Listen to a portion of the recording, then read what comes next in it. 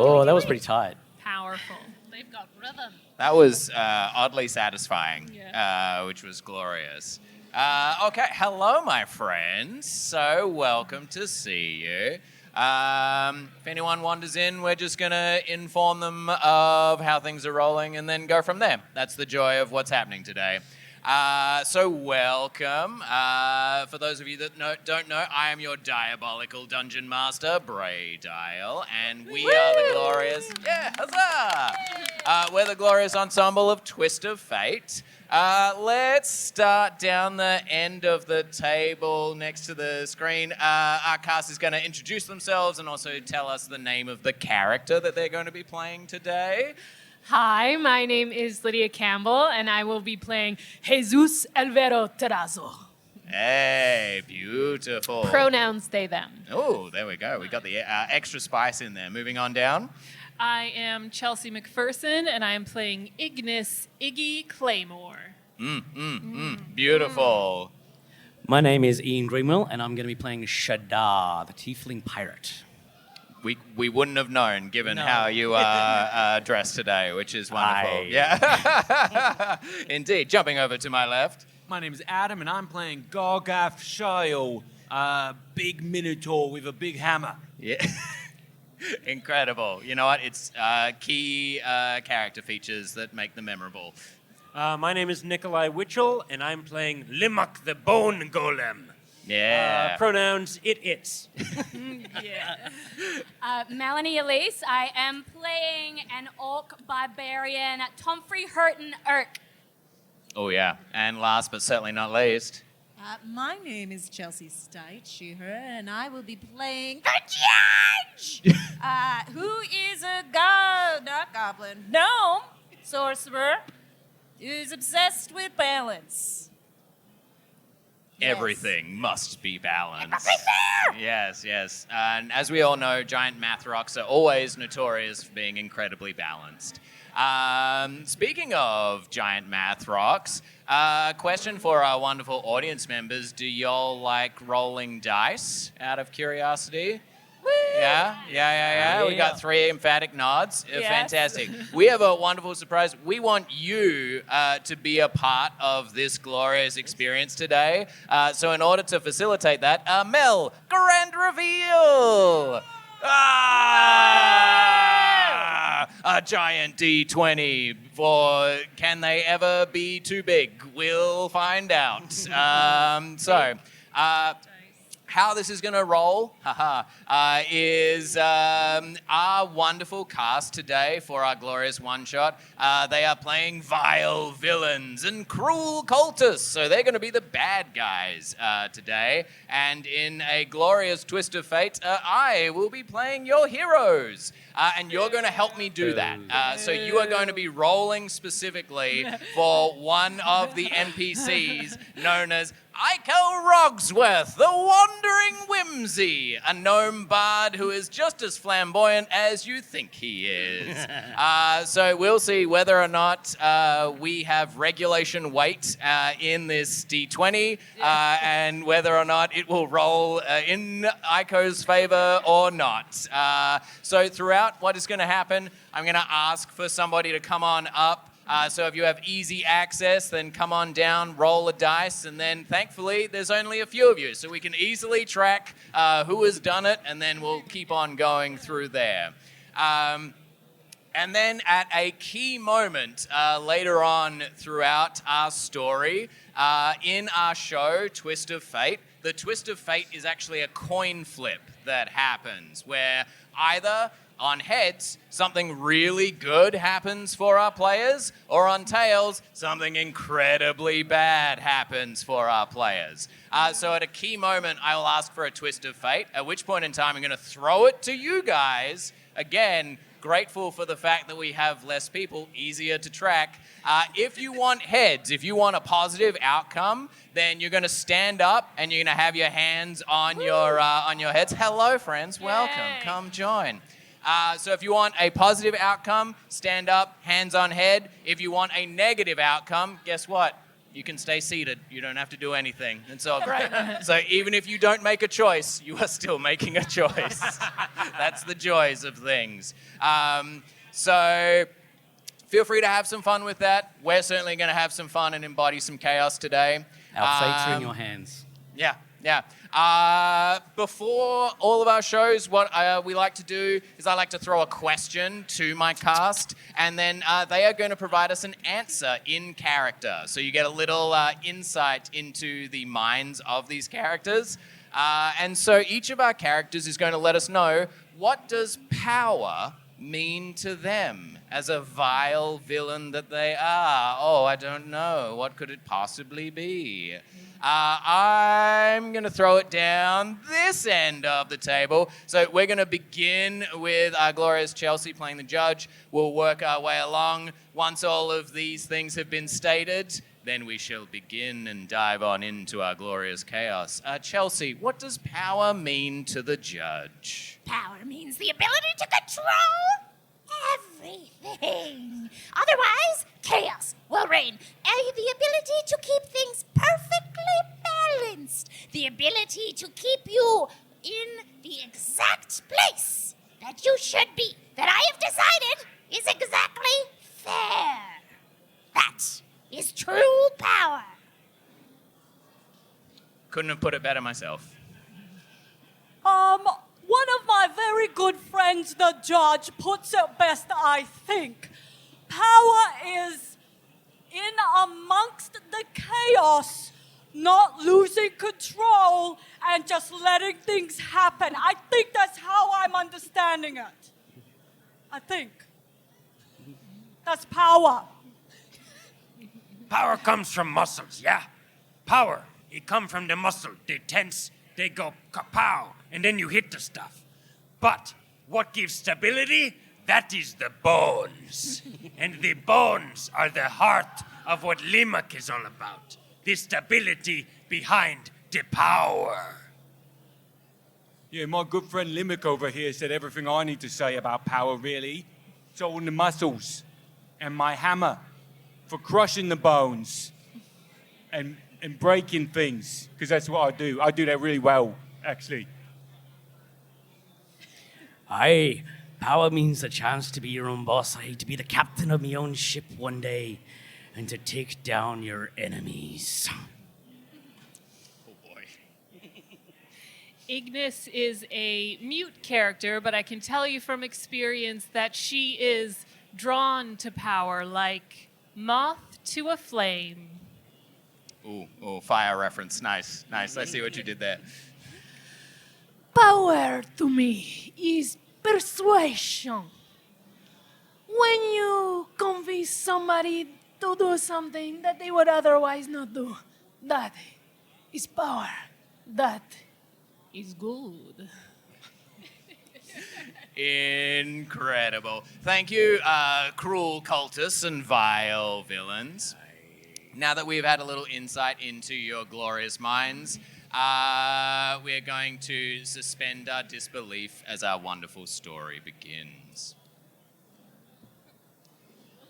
Dark clouds up ahead, the stars shining down throughout, highlighting a black and ominous mountain range. The three moons within the sky slowly coming together and forming a glorious triple eclipse. The red light shining forth highlights in stark detail this desolate, massive, mighty black obsidian volcano. Traveling down, we hear the of wolves off in the distance as scraggly, dead, rotting trees reach their finger-like branches up towards the sky. Creeping clouds slowly smooth over as we descend down the mountain, seeing a massive stony dragon maw, which is the entrance to the Void Maw, this lair of the vile and evil hag, Villainous. A icy fog swirls within the lower depths of this mountain, creating a perfectly ominous and spooky environment for what ideal lair does not have such. In the distance, we can see dust clouds growing in the sky as a mounting force of indiscriminate size makes its way forth. Beating a hasty retreat from this encroaching army, we see a carriage that is formed of bones that have been warped together by vile dark magic. You can see 4 nightmares, undead horses with manes of flame flying off into the breeze. As this carriage races on through, we see 4 knights of the liberated city's armies in golden gleaming armor that takes this red light, and you can see as these heroes come forth to stop these vile villains from what is happening. The driver of the coach gnashing at the reins. Ian, if you could kindly describe your character for us. Yes, flicking the reins, trying to get these nightmares to travel faster, is Shadar. Is a blue tiefling with golden cat-like eyes. Horns poking through his pirate tricorn hat. He only wears a leather vest to show off his glowing tattoos. A monitor lizard on one arm, a giant snake on his other forearm, and a panther and wolf fighting on his chest. A ship in the middle of a storm on his back, among others, and red and white billowing pants above leather sea boots. Kukri and knives at his belt, a figure to strike fear into the hearts of his enemies. Hiya! Come on, let's go! Incredible, Shadar. As you are whipping the reins and the nightmares are streaming on forth, one of the knights sidles up. Stop there, villain! Stop! Nay, I say, nay! And they come over, they attempt to reach out to grab the reins from your hand. What would you like to do in this moment, Shadar? He's just going to growl at them, and the storm tattoo on his back starts to glow and writhe. And then a bolt of lightning comes down right in front of him as he casts Thunderwave. Incredible. Thunderwave booms out, and you watch as the knight just gets knocked asunder from the horse. You see the horse go rolling, and the knight just gets taken out. Electricity and sonic energy just flooding around the armor, vibrating away. 3 more. Oh no! Mortimer! Heavens! We shall avenge thee! As the other knights continue streaming on through. As each of them is converging in, attempting to pincer in at this carriage. Iggy, are you on your sand surfer or are you on top of the... Yes, I've hitched a ride holding on to the side of the carriage. Iggy is a desert pirate, and what good desert pirate is never without their sand surfer, which I'm currently riding outside the carriage. Glorious, Yes. glorious. As you are riding, a second knight, lance in hand, has couched it and is then charging towards, have at thee, villain! As they come forth, attempting to unseat you from your sand surfer. What do you do? Ignis flips him the bird, licks the finger, and produces flame from that same hand, right in his face. Right in his face. Incredible. The thing with knights is those plumes that they wear that are so fabulous are very flammable. So as that produced flame comes on through, my eyebrows! As the fire licks, and you just see the knight roll back, goes complete A over T over the back of the horse, just gets thrown away. The horse wants nothing to do with this, races on off into the icy fog that is swirling around.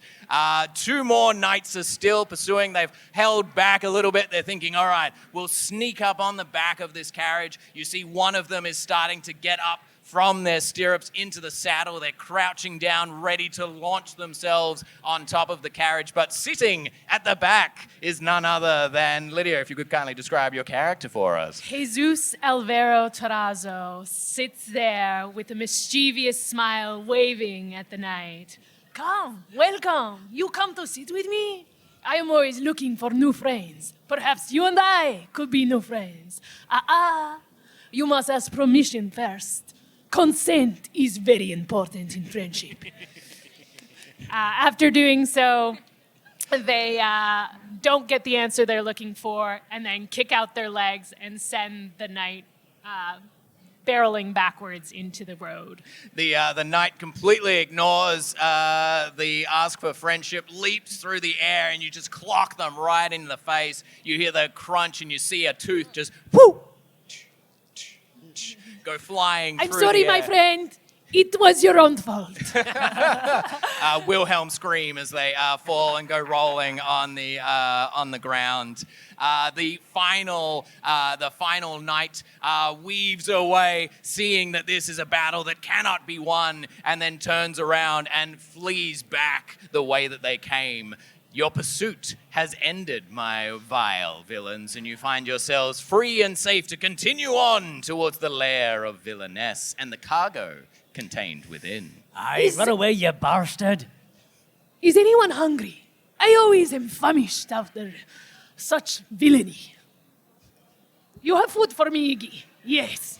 Yes, Iggy, from a makeshift tiki bar that she set up on the Sand Surfer, in sparks of cinders. She's under the circle of embers, which molts all over her skin. She produces a very charged charcuterie board for Jesus. Ah, you know me so well. Thank you.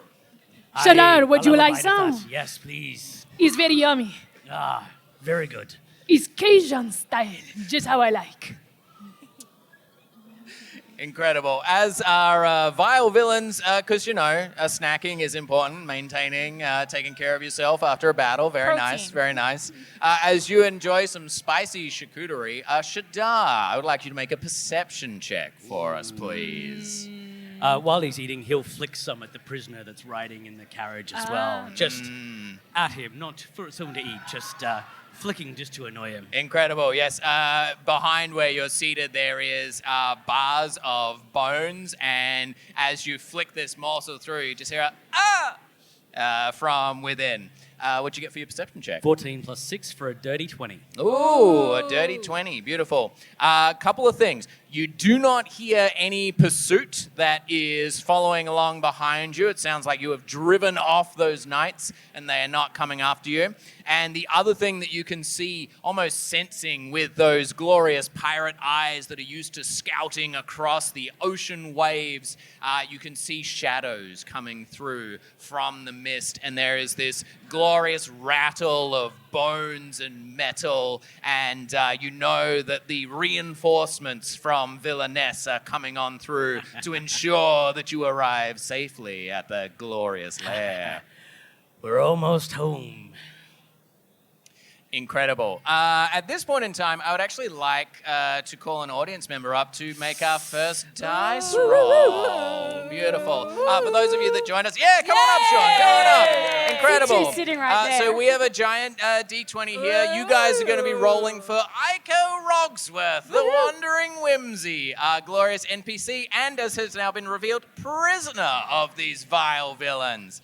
So Sean, first roll of this. You can roll along, like give yourself some space. Yeah, totally fine. And no pressure. This is the first roll of this dice. First roll. What do we get? What do we get? What? Ring. Natural 20. Incredible. That's a way Beautiful. Nothing I've less ever love seen it. one. Yeah, excellent. That is a testament to both the roller and the D20. I love it. Fantastic. Incredible. At this point in time, vile villains, as you're racing up, you see the skeletons coming, the skeletal army coming forth, and then you hear a doo from the back of the carriage, and you see a diminutive little gnomish figure drop down. You see this small gnome. He has this bright blue ombreing hair, which is going to lighter blue at the back. Magnificent silken vestments that are flowing in the breeze. There is smudge and soot all over his face. His pencil-thin mustache curled out, normally to a beautiful waxed point, but is now like all poofed from the explosion that happened as he attempts to flee and to escape. He has manacles around his wrist. golden with arcane runes that are around them, and he begins racing back in the direction where the knight was fleeing. Vile villains, what do you do? Hey, get back here, you little shit. And Shadar is going to grab a coil of rope sitting from next to him, throw it back that way, and cast Entangle. Oh no. What's the DC on that one? 14 strength. 14 strength? Okay, be incredible. restrained. I need another audience member to come on up and roll a d20. I have incredible, Sophie. I have unfortunate news for you. Aiko has a -2 to strength. So whatever you roll, it will be a -2, but let that not dissuade you from this glory. All right, second roll. Let's go. Oh, good throw. I have no idea what it is. Oh, it got kicked out. Oh! Reroll. Grand total of 3. Fantastic. You know what? Story-wise, it's exactly what needs to happen right now, so it's great. Aiko goes racing off, and as he attempts to flee, the rope, all of the threads that make up the rope disassemble and then thread into the ground, grabbing roots. They've almost got like there's a salt spray smell that's in the air, and they shoot over, and you just see Aiko go, oh, well, that was short-lived, and then falls over and slam right down into the ground. Captured. His escape attempt incredibly thwarted in one fine move. Hey, do you want to go grab him, Iggy? Jesus slowly walks towards Aiko. Hello, my little friend. How are you? I'm guessing not too good given the situation, but let me help you. I am Jesus Elvero Tazar. And you are? What do you mean? I'm Aiko Rogsworth, the Wandering Whimsy. I mean, you are a bard. You should know who I am, right? I am a little bit of a big deal. Your name is Echo. What? Echo? No. Aiko. Aiko? I am not familiar. The Wandering Whimsy? Is The this ballad some kind of dwarf? What? A dwarf. You are dwarf? No. Do I look like a dwarf? I'm a gnome. I mean... Look at this fabulous hair. No dwarf has ever looked as fabulous as Does he this. look like dwarf or gnome? Oh, don't you? No, hey. Aiko's just holding up his This is manacled hands. besides Like, the point, my friend. I'm here to greet you. You will come with us, okay? as you were saying this, Jesus, stepping from the interior of the carriage, just coughing away, wiping smoke and ash from their face, you see Aiko's captor that you were also transporting along with you. You see this individual that is wearing like a full-length, long black cloak. You see dark black armor underneath, raven feathers coming out on the spoulders. They have this raven mask that is covering their face and hiding some of their features. But you do see that they have this very like short and harsh pixie cut of just like shockingly white hair. There is like angles coming out from the pixie cut to really highlight that beak and that face. This is Whisper, the mercenary who caught Aiko and delivered them to your grasp. As she steps up, her footsteps making nary a sound, as her name would suggest, and she just sort of clears her throat. If you'll excuse me, Jesus, I will take custody back of our glorious Wandering Whimsy. Wouldn't want him to disappear at a key moment, after all. Well, there is no disappearing, just casual leaving for a moment or two. Aiko holds up a hand. Hey, can you just give me a moment? I have an issue right now. Seriously, you've never heard of me? Not a single song or any like I have. Did you do the one about the cat? The what? The cat? No, I did. I have a song about a manticore and a Medusa. I am not remembering this, but perhaps one day when you make a name for yourself, I will. Don't feel bad. It takes time. Incredible. Can I have another audience member come up and make a wisdom saving throw for Aiko right now? See how much psychic damage he takes from not being recognized. He is a little bit more wise, so we are going to add a... Nope, we're just going to add a +1 to this. All right, Joanna. Okay. You know what? A 13, that becomes a 14. That's not bad. You do see from Aiko's hair a single strand comes out of place and turns from his glorious, fabulous blue to immediate gray. And he looks like, softens it back down, and then please, Whisper, remove me from this circumstance. I don't know if I can take much more. Whisper then comes over, grabs onto the shackles, begins dragging Aiko back to the carriage, looks over at Shadar and just gives a solemn nod. I get back inside, you little shit. Aiko just pales a little bit and then glancing over at the rest of you. Ignis flips him a silver because life's hard out there for a bard. Incredible. It hits him in the side of the face, and before it can drop down, Whisper kicks it and then grabs it and pockets it for herself. Yeah. As this is happening, the stomp of bony boots comes on up, and you see the undead horde of villainous arriving. One steps forth from the crowd. They have like half of their flesh is still just hanging upon the side of their face. Big pirate hat. Hey, Shadar, don't worry, lad. We've got it from here. You should be safe to come on through to the Void Maw now. Aye, watch out back. Make sure none of those other buggers come up from behind. You just tell Gorgath that I'm gonna beat his kill count today. Come on, lads! And all the skeletons raise up their blades. Yeah! And they begin walking forth to face off against the armies of the liberated cities.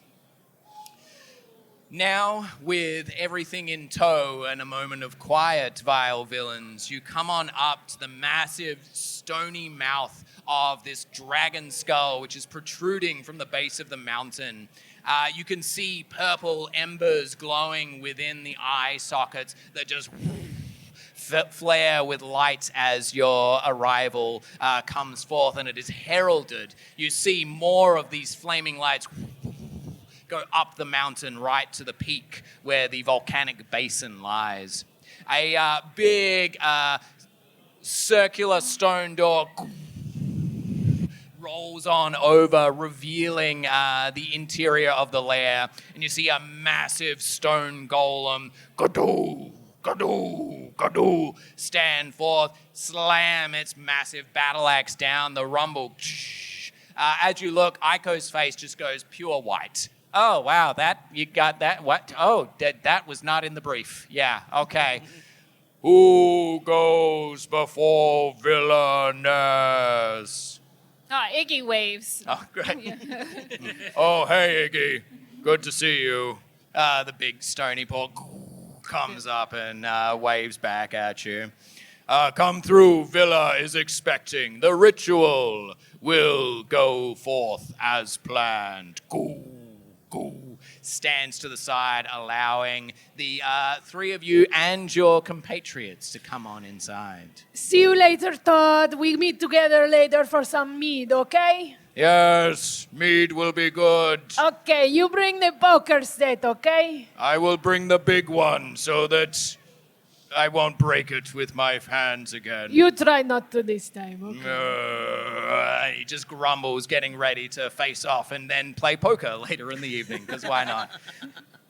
As the three of you travel through this rocky cavern, purple lights are guiding your path, and then you see before you a massive clockwork door with a ridiculous amount of locks and hinges on it. At your approach, they all begin to go,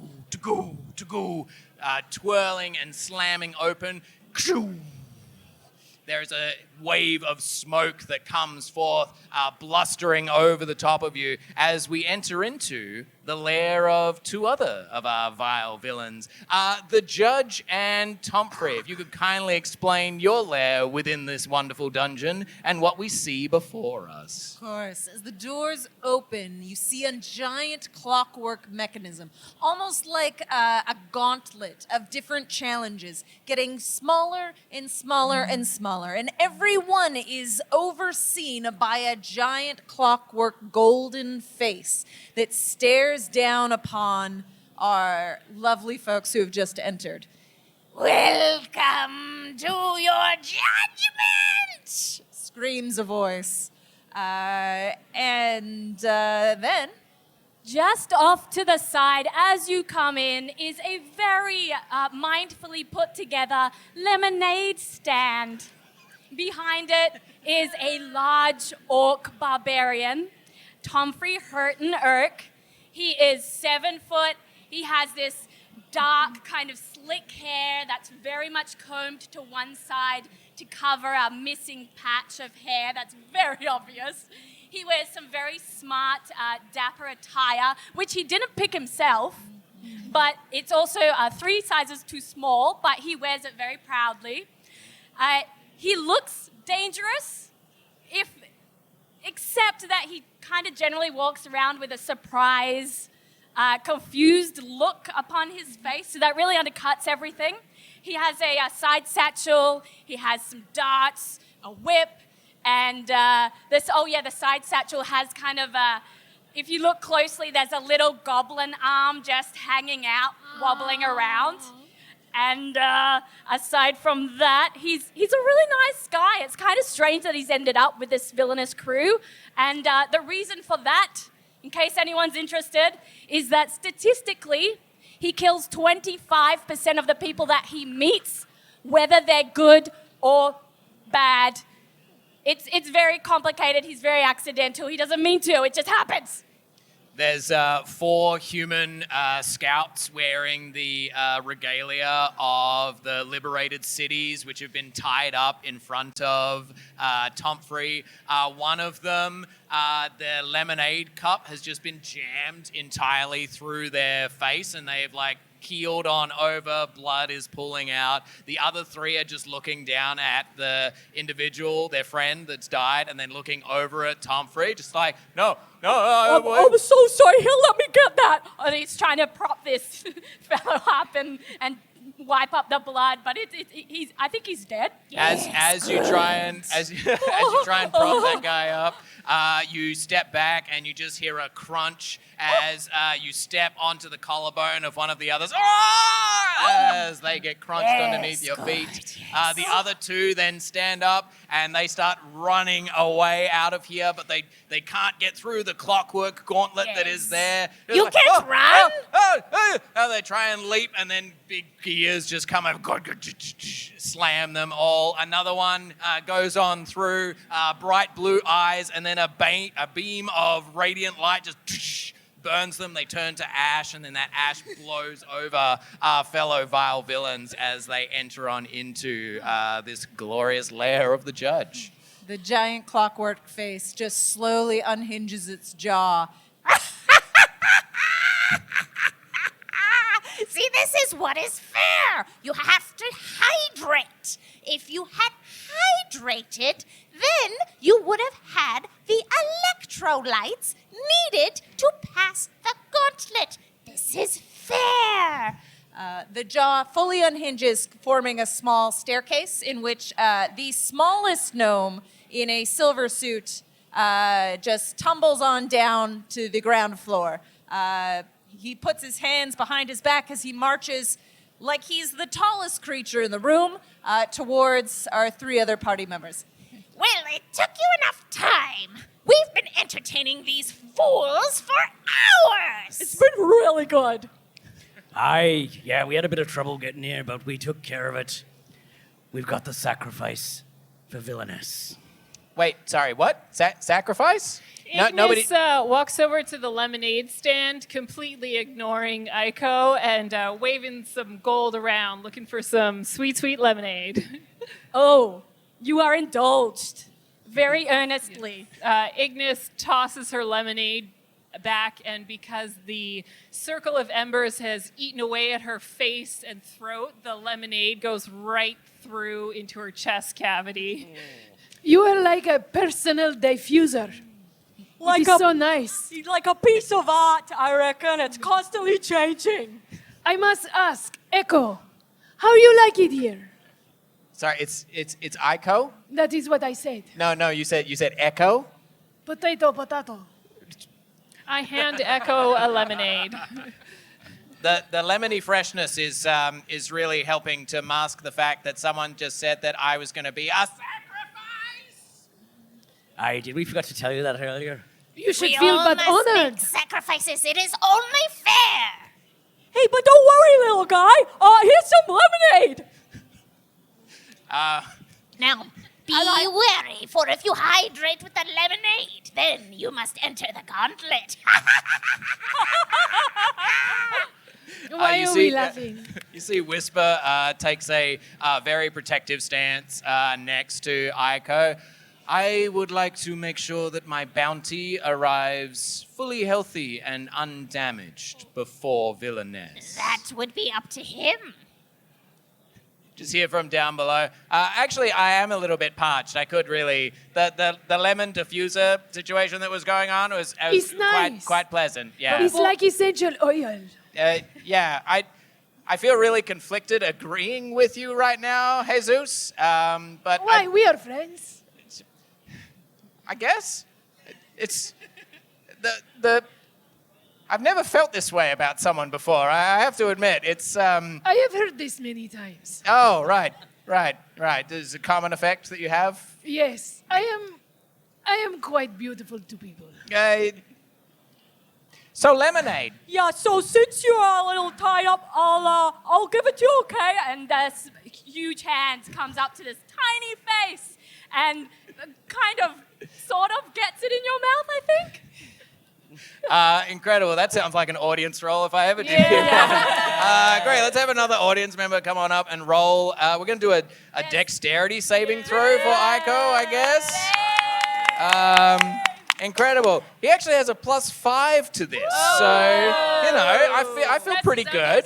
I feel You might pretty get good hydrated. about that. Roll. Yeah. He might drink Now. some lemonade. Okay. Oh! There we go. Nice roll. There is balance in all things, apparently. Even a homemade giant dice. Yeah, please come, sit, enjoy. Ico phenomenally is able to, I guess through years of performing various linguistic tricks, is able to shift his head and mouth in such a way that the pouring of the liquid, even though it splashes this way and that from Tomfrey, he gets it all in there with nary a splatter going onto his fabulous face or his beautiful clothes. There, little guy. Sacrifice won't be so bad now. Yes, and you have accepted Tomfrey's gift, which means it would be only fair to accept mine as well. Would be polite. It would be polite. What is your... the lemonade I understand is a gift. What was the gift from the judge? That... A chance! And he points with one grand sweeping arm at the gnashing teeth of the giant clockwork gauntlet. Your turn! Echo, my friend, the way to get through this is to be good. Okay? Oh, to be good. Yes, That's... and not die. Oh, you not think you die. can handle Echo? Oh, it's Ico. This is what I'm saying. Stop correcting me. It's not nice. You're not coming across nice as a sacrifice. No, I understand. No, people love me, okay? People I really, think you really are mistaken. Why are you doing this? No, that I am is- just speaking true. No, you, no. you want me to lie to you? That is not nice. Ico looks up at Whisper, this ominous bounty hunter that has brought them in. It's just like, no, seriously, you hear that they're saying Echo, right? And Whisper just looks Oh, down. I see this about my accent. You are being mean because I have accent. You know you should not be mean because this is my second language. Whisper just holds up two hands. It's like, nope, no, I am not getting into this. You have to run the gauntlet now to say sorry. Exactly. Thank you, Whisper. Finally, somebody is understanding. See, Aiko takes a couple of deep breaths. Okay, Aiko, you've got this. I mean, what's a gauntlet? It's just like a live show, really. Gauntlet? It's fine. What's a gauntlet? No, How dare that was meant as a you. hypothetical, not How questioning. You know what that means? Oh no! Level Really? 2 gauntlet. What? Oh, I The love judge level presses a 2. button and everything goes twice as fast. You know what? I wish I could say that this is the first time this has happened to me, but I always seem to get myself into bigger trouble than it's worth. You want bigger trouble? No. Good gift if we give bigger trouble. Humphrey, follow him in. I'm gonna follow you in. Oh no. Oh Is no. the gauntlet voluntary or is this a sacrifice only thing? Because Iggy likes to do some fancy tricks on her sand surfer. She practices very often as a desert pirate. Sometimes she crashes as she coasts her sand surfer over to the start, bumping into a number of objects as she goes. Incredible. Yeah. Absolutely, you can join, but if you break something, I kill you. Beautiful. All right, so I guess Aiko, Iggy, and Tomfrey are going to do the gauntlet then. Marvelous. So we'll get another audience member to come on up. You guys are going to roll the big D20 for Aiko for us. Yeah, please, come on down. Come on down. I'm going to, here's what I'm going to do. I'm going to be kind to my NPC. So I'm going to say that this is an acrobatics check that Aiko is going to make. He has a +8 on this roll. And I would also, whilst this roll is happening, I would like Iggy, you can make a acrobatics check as well. Oh dear. Incredible. I love it. Throw the dice and walk away. It's the best way to go about it. It's a good story. Yeah, it really does. Tomfrey, if you would like to do, you can do acrobatics, athletics. You have advantage on this because presumably you helped the judge make it. All right, Iggy, what did you get? 16. No one gets advantage. 16. What? Advantage is not fair. Did you just nullify Tomfrey's advantage? I will if I must. Oh, boy. But I'm just a big guy who's good at stuff. No advantage. Well, I mean, the judge did say that everything must be fair. So I guess, what'd you get, Tomfrey? I gotta redo the math now. 15. Oh, okay, great. Chelsea, can you roll 4d6 for me, please? Sure. Ew. Incredible. Am I adding them or keeping them separate? Oh, no, you're going to add them. Great. Yeah. How many? 4? 4, yeah.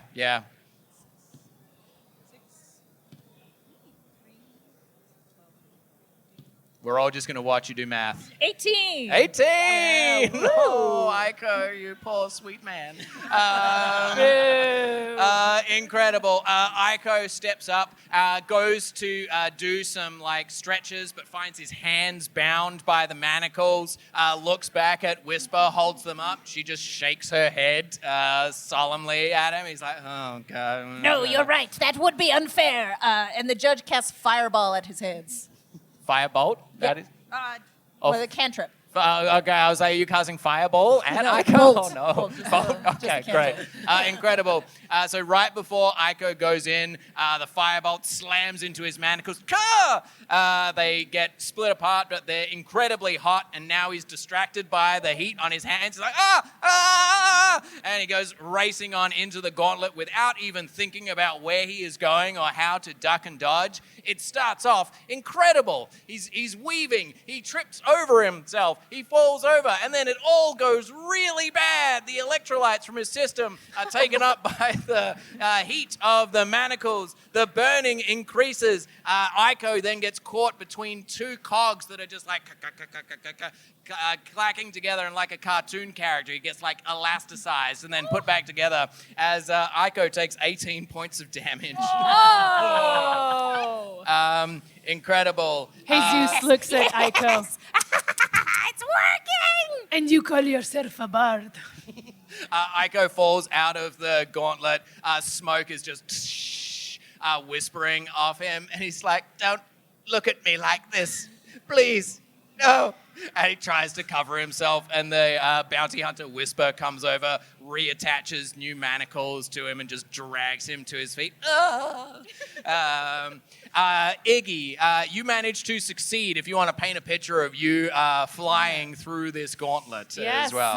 Iggy steps up to the start, and she holds the rigging of her sand surfer, popping out this glorious red sail that has a sunset painted onto the sail. And she just zooms right in there, doing an absolutely unnecessary amount of spins and turns and twirls, almost barely making it past the cogs. But she makes her way through somehow, leaving a stream of smoke coming right over her throat and jaw, and sparks swirling all around her. Iggy, you are so ethereal. It makes me feel warm in places. I let out a circle of embers for no fucking reason. Aye, that's the way to get it done. Incredible. How does Tomfrey get through the gauntlet? Okay, he sees the manacles heat up, so he quickly dashes and grabs a jug of lemonade, and then just casually, very coolly walks through the clockwork system.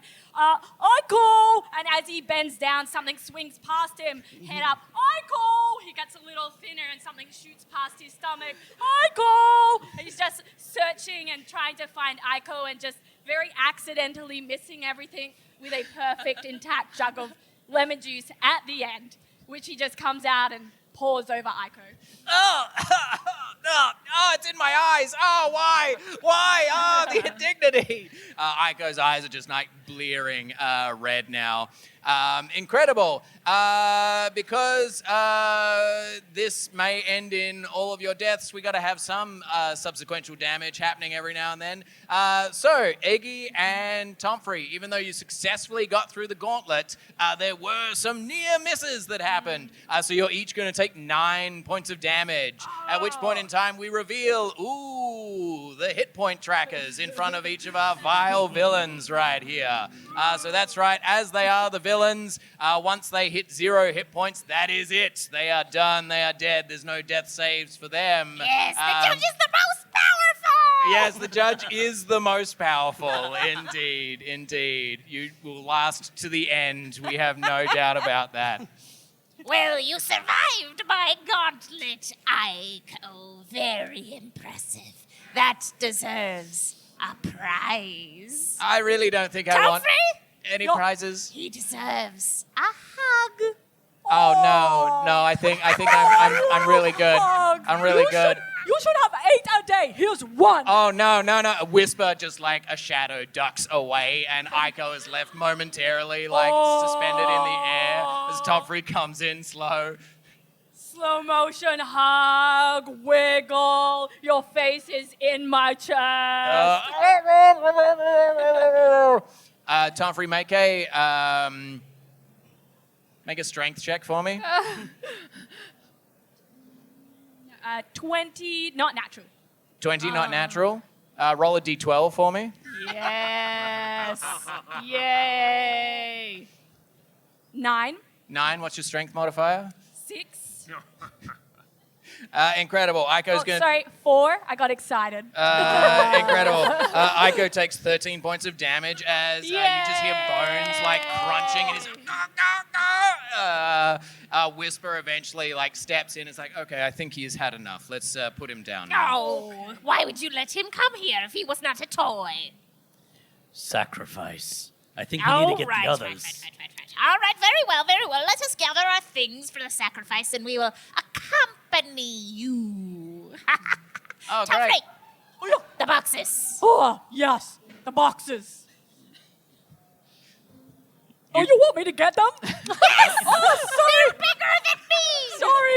Yeah, he gets the boxes. Incredible. Tomfrey loaded up with boxes from the judge, along with Whisper, Aiko, Jesus, Iggy, and Shadar. You make your way through from this room, traveling through the many and varied winding tunnels of this lair. You go through a hallway where there are just swinging blades, shing, shing, shing, that are going through. These ones are on a 3-second counter. It's very inconsiderate that it's so exact. Because if it were balanced, then they would be at an irregular amount. Because otherwise, they will know, and that is not fair. Immature fools, the designers of this. You all wait the precise 3 seconds, as the judge has stated, and walk through this trap. You then come up to another big open room. You hear some screams from within, and then as you go up and knock on the door, there's a sucking sound. The door just opens. You see a jelly man that is standing before you with like floating bones and whatnot all within. There's some like rings and jewelry and whatnot. Just sees you all. Oh, hey guys, what's up? You want to get through to see Villa? Yeah? Yes, we are waiting to see her. Okay, yeah, no problem. He steps aside. As you're walking through, the floor is incredibly sticky in here. You can see like the remnants of just like ooze and slime. There's a big globule that, as Aiko is lying in Whisper's arms, just a big glob just comes down and goes into his mouth, and he's like, he coughs it up. Actually, roll 2d4 for me. Yes.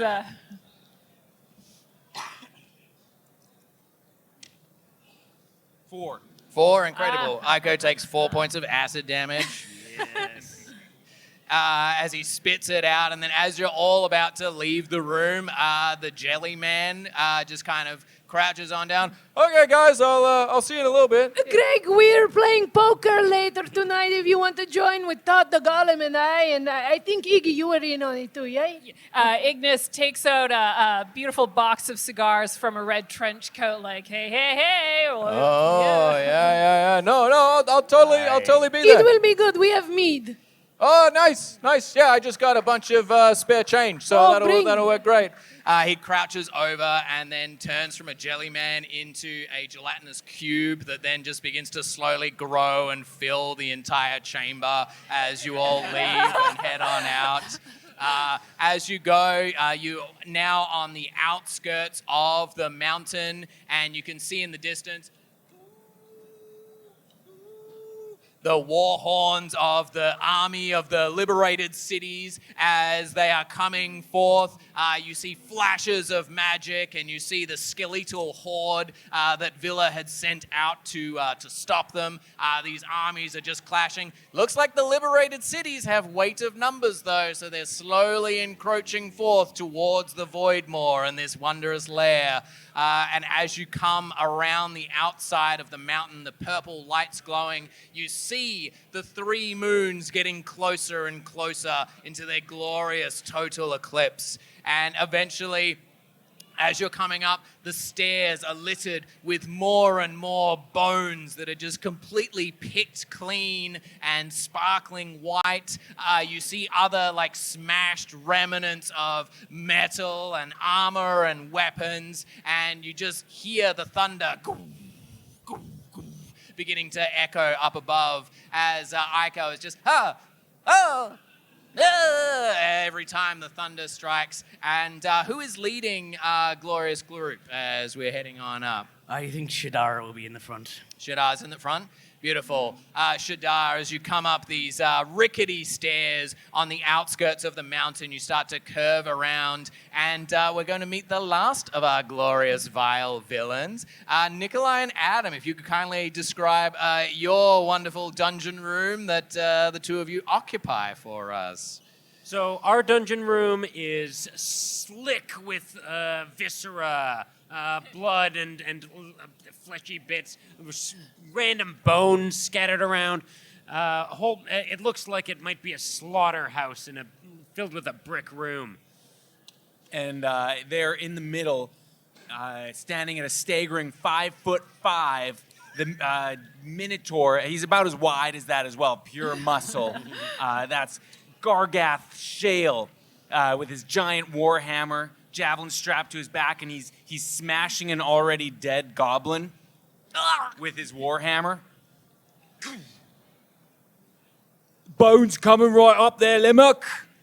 On the way, we're catching bones. And then Limerick, this bone golem who has skeletal bones and slippery flesh sliding off of him. He makes his way down from the wall and kind of like lumbers his way forward to catch the bones from this newly deceased goblin. And Gargath is just smashing it with the hammer, so it's kind of just pulverizing all the bones. It's not really an effective tool for this job. Whoa! Hold the bone hone. Well, what? But I'm getting your bones, Limerick. You said you were hungry. Yeah, I'm hungry for bones, but not hungry for bone dust. Oh, right. Yeah. I gotta hit it harder. No, it's more a balancey type. You talk to the judge about the balance of the bones, and hey everyone. Hi. Yes, hello. Toffrey, we brought you a box of bones. Here you go. And he shoulders a box over to your feet. Oh, good. These high quality. He sniffs them. Oh, this high quality bones. Yes. And fresh bones over here. Oh, no. My bones are great. Exactly where they are. They're really good. This is Echo. He claims to be a bard. Echo? Yeah, no, it's Aiko and I am a bard. The Wandering Whimsy, you've I probably have heard no of me. proof I to could seal this debone yet. this one too. Not very agile. Hey, look, I'm having a really bad day, okay? We all have bad days. We make song when we are bard.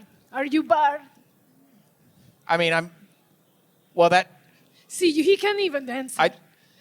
normally I'm always composing a song, but right now you put me on the spot and I just As had acid in my... bards, we use our experience as poetry, as art. I am seeing no art from you. Yeah. Only complaining. Yeah, Limerick is also poetry thing. Wait, come on. Wait, so Bard of it, you're a poet? Yeah, One of never the heard best. of you. He's world renowned. Iggy does Unlike you, the poetry Echo. snaps very rapidly. Well, I mean, it's still, what, on the spot? You can just come up with a poem? Is that what you're Oh saying? yeah, talk Oh, about. yes. Give me any subject. I make a poem about something.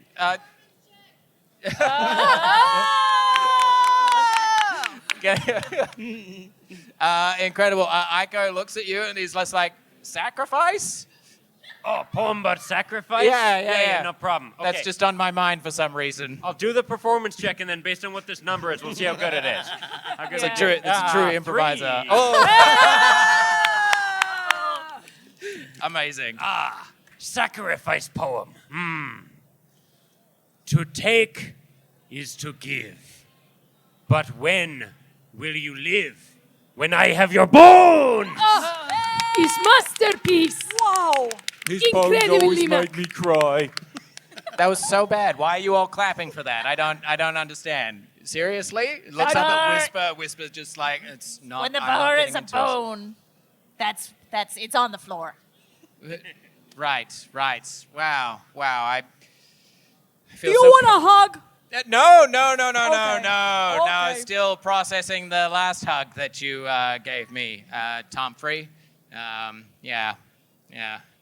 Oh boy. Can I get everybody to make perception checks for me, please? Yes. I will perceive. 16. 16 from Tom Free. 22. Ooh, 22 from the judge. 18. 18. From Limerick. 15. 15. Only 14. 14. Unnatural 20. Oh. I am 14. 14 as well. Okay. Very nice. Our two 14s. So I believe that's Shadar and Jesus. Everybody else was above a 15, correct? Beautiful. So our two 14s, you are oblivious to what happens next. Sounds about right. You see the rest of you watch as crawling up on the outskirts of the mountain, you see these rangers in these like camouflage cloaks.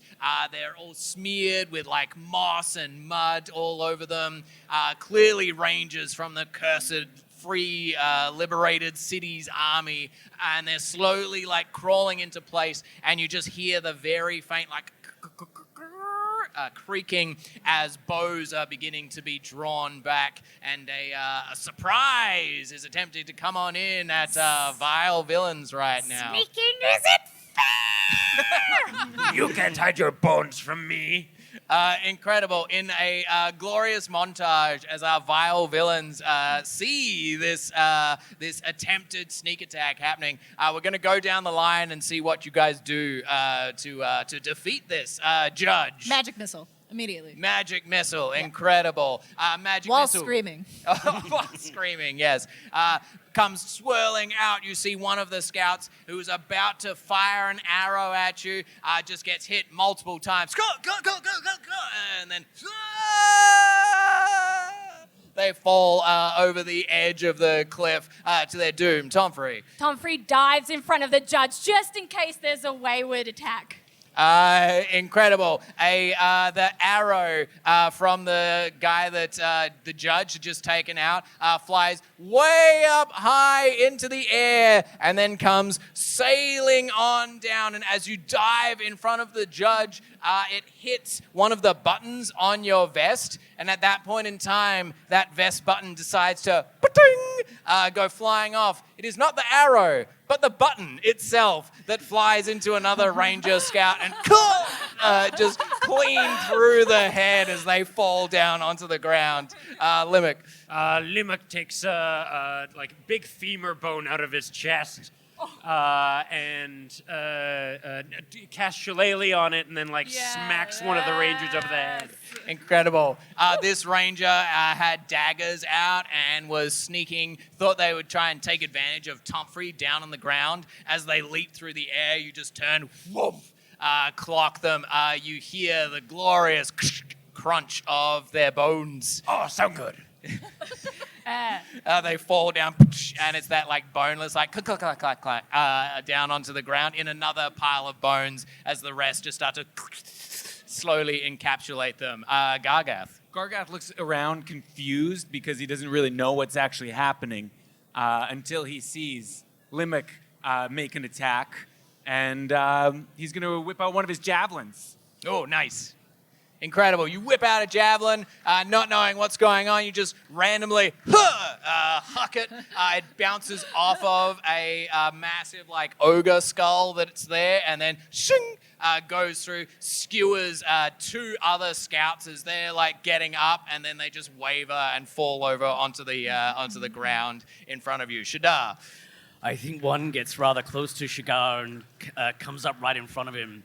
And he'll use primal savagery, and the snake tattoo on his forearm will start to contort and climb up his arm, up his shoulder, up his neck, and then his head will turn into that of the snake, bite down, and then turn back to his normal self. Incredible. You bite down, just the top third of this individual is just missing. There's that Tarantino-esque blood spatter that just goes up into the air. It fully goes all over Aiko. He's now just covered in gore and viscera. Oh, why? Oh, no. Oh, it's in my eyes and my mouth. Oh, the lemon. Oh, the lemon. It does not mix well. Iggy. Iggy gives a rictus grin. You can see some of her jawbone through her face from where the circle of embers has eaten away at it. And smoke pours out of her throat and jaw, funneling and turning into a beautiful ghostly phoenix, if you will, to swoop around and consume a ranger. This is her form of chill touch. Incredible.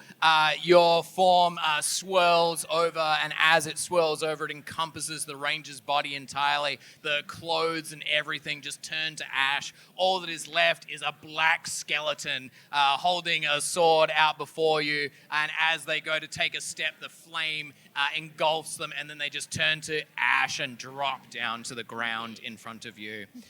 There is one final scout, which, seeing all of this devastation that has happened around them, goes to flee, but then as they flee, they turn, and they see Jesus. They find Jesus. And Jesus casts dancing lights, thinking it's kind of like party mode with the smoke that Iggy produced, and just whips out his bagpipes and just starts going at it. Incredible. Make a performance check for us. Yeah. I'm going to give you advantage because of atmosphere. Sweet. No advantage! Sorry, you don't have advantage. Jesus takes advantage when advantage is given.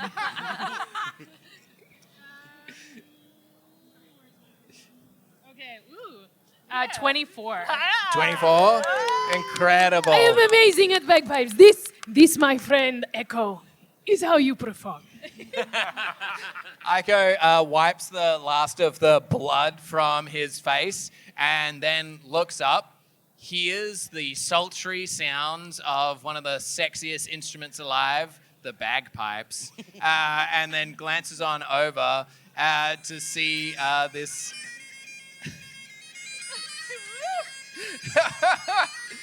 to see this last scout that is just looking at Jesus.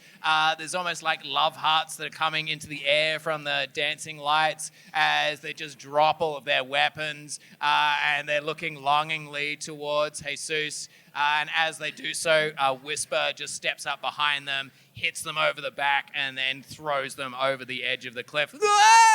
How lucky you are to die to the sound of my music. I produce flame behind Jesus, so it's like double fire on either side. Yeah. And then Jesus takes a bow. Even Aiko starts clapping, and he's like, you know what, that was actually, hey, wait, no, we're not going there. We're not going there. I do need, at this point in time, another audience member to come up and roll the giant D20. Incredible, yeah, let's go, Cass. Cassidy, this is an incredibly important role because this is going to determine whether or not, in this moment, Aiko falls in love with Jesus Silvera Torres. So wisdom saving throw, he has a +1 on this roll. Oh! It was almost really good! But with a 9, Jesus may not know it, but we all know Aiko falls a little bit in love with him. I mean, it is to be expected when you are in my presence. Aiko, you just hear him muttering, I don't understand this conflux of feelings that's happening inside of me. It's like I'm angry and also incredibly aroused, and I just feel like there is this connection that is, oh, wow, you're not fighting anymore? You're just looking at me, muttering to myself? Tick-tock, little sacrifice. It's time to go. So is there any negotiation room on the sacrifice front? Like, could I pay you a certain amount, or... That would not be fair. You could try to negotiate with villainous. Oh, great. But not with us. We are not the decision makers. Right. Okay, you're just the... Oh, you'll take money? You guys will take money? Yeah. Okay, how much money? Just out of curiosity, is there like a number that I have to hit, or if I just threw a bag of gold at you, it would work? He reaches into a side pouch, pulls out a bag of gold, throws it towards you. Huh? Let me go now? You'd need about 10 times that much. 10? Well, okay. Can I have it back? We'll see after the ritual. The ritual where I'm going to be sacrificed? Aye, if you survive. I feel Then like we'll talk money. I feel like that's not in the. You know what? I should read the fine print of contracts more, I guess. And Whisper comes. Come along, little one. It'll all be over soon. Tugs Aiko along as all of you gather together, traveling forth from the glorious lair of Limerick and Gargath, making your way up to the dark basin of this volcano. You find yourselves, as you come in, the darkness all around you, doors opening out. This basin of this volcano is, as opposed to molten rock down there, it is just obsidian glass that is sucking up all of the light from the stars and the moons up above. And as you step out, it's as though you are standing on the deepest, darkest waters of the ocean. Looking down, you just see yourself reflected, and you can almost feel the pull of Saldur, Lord of Darkness, as he wishes to drag you down into the depths of your grief. Bones go down. They don't come back up. That's really beautiful. You should put that in a. That wasn't poetry. Oh, jeez. Okay. So, That was fact. right. So you know what? I must admit, I'm more of a song weaver than a poet. So I never. Leave it to the professionals. Right. Yeah. Okay. Jeez. Really tough crowd here. All right. And as you look out in this basin, there is just purple flame that lights around the edges. You hear as the dark vigil cultists form a ring within the center of the basin, their purple cloaks flickering with shadow and dark. And within their center, you see this statuesque woman who has long flowing black hair that goes all the way down to the floor, seeming to merge with the very darkness of the basin below. Gown of satin midnight that sparkles with the light of the red moons shining down below upon, and you just see this ethereal beauty upon this face as she glances out towards you.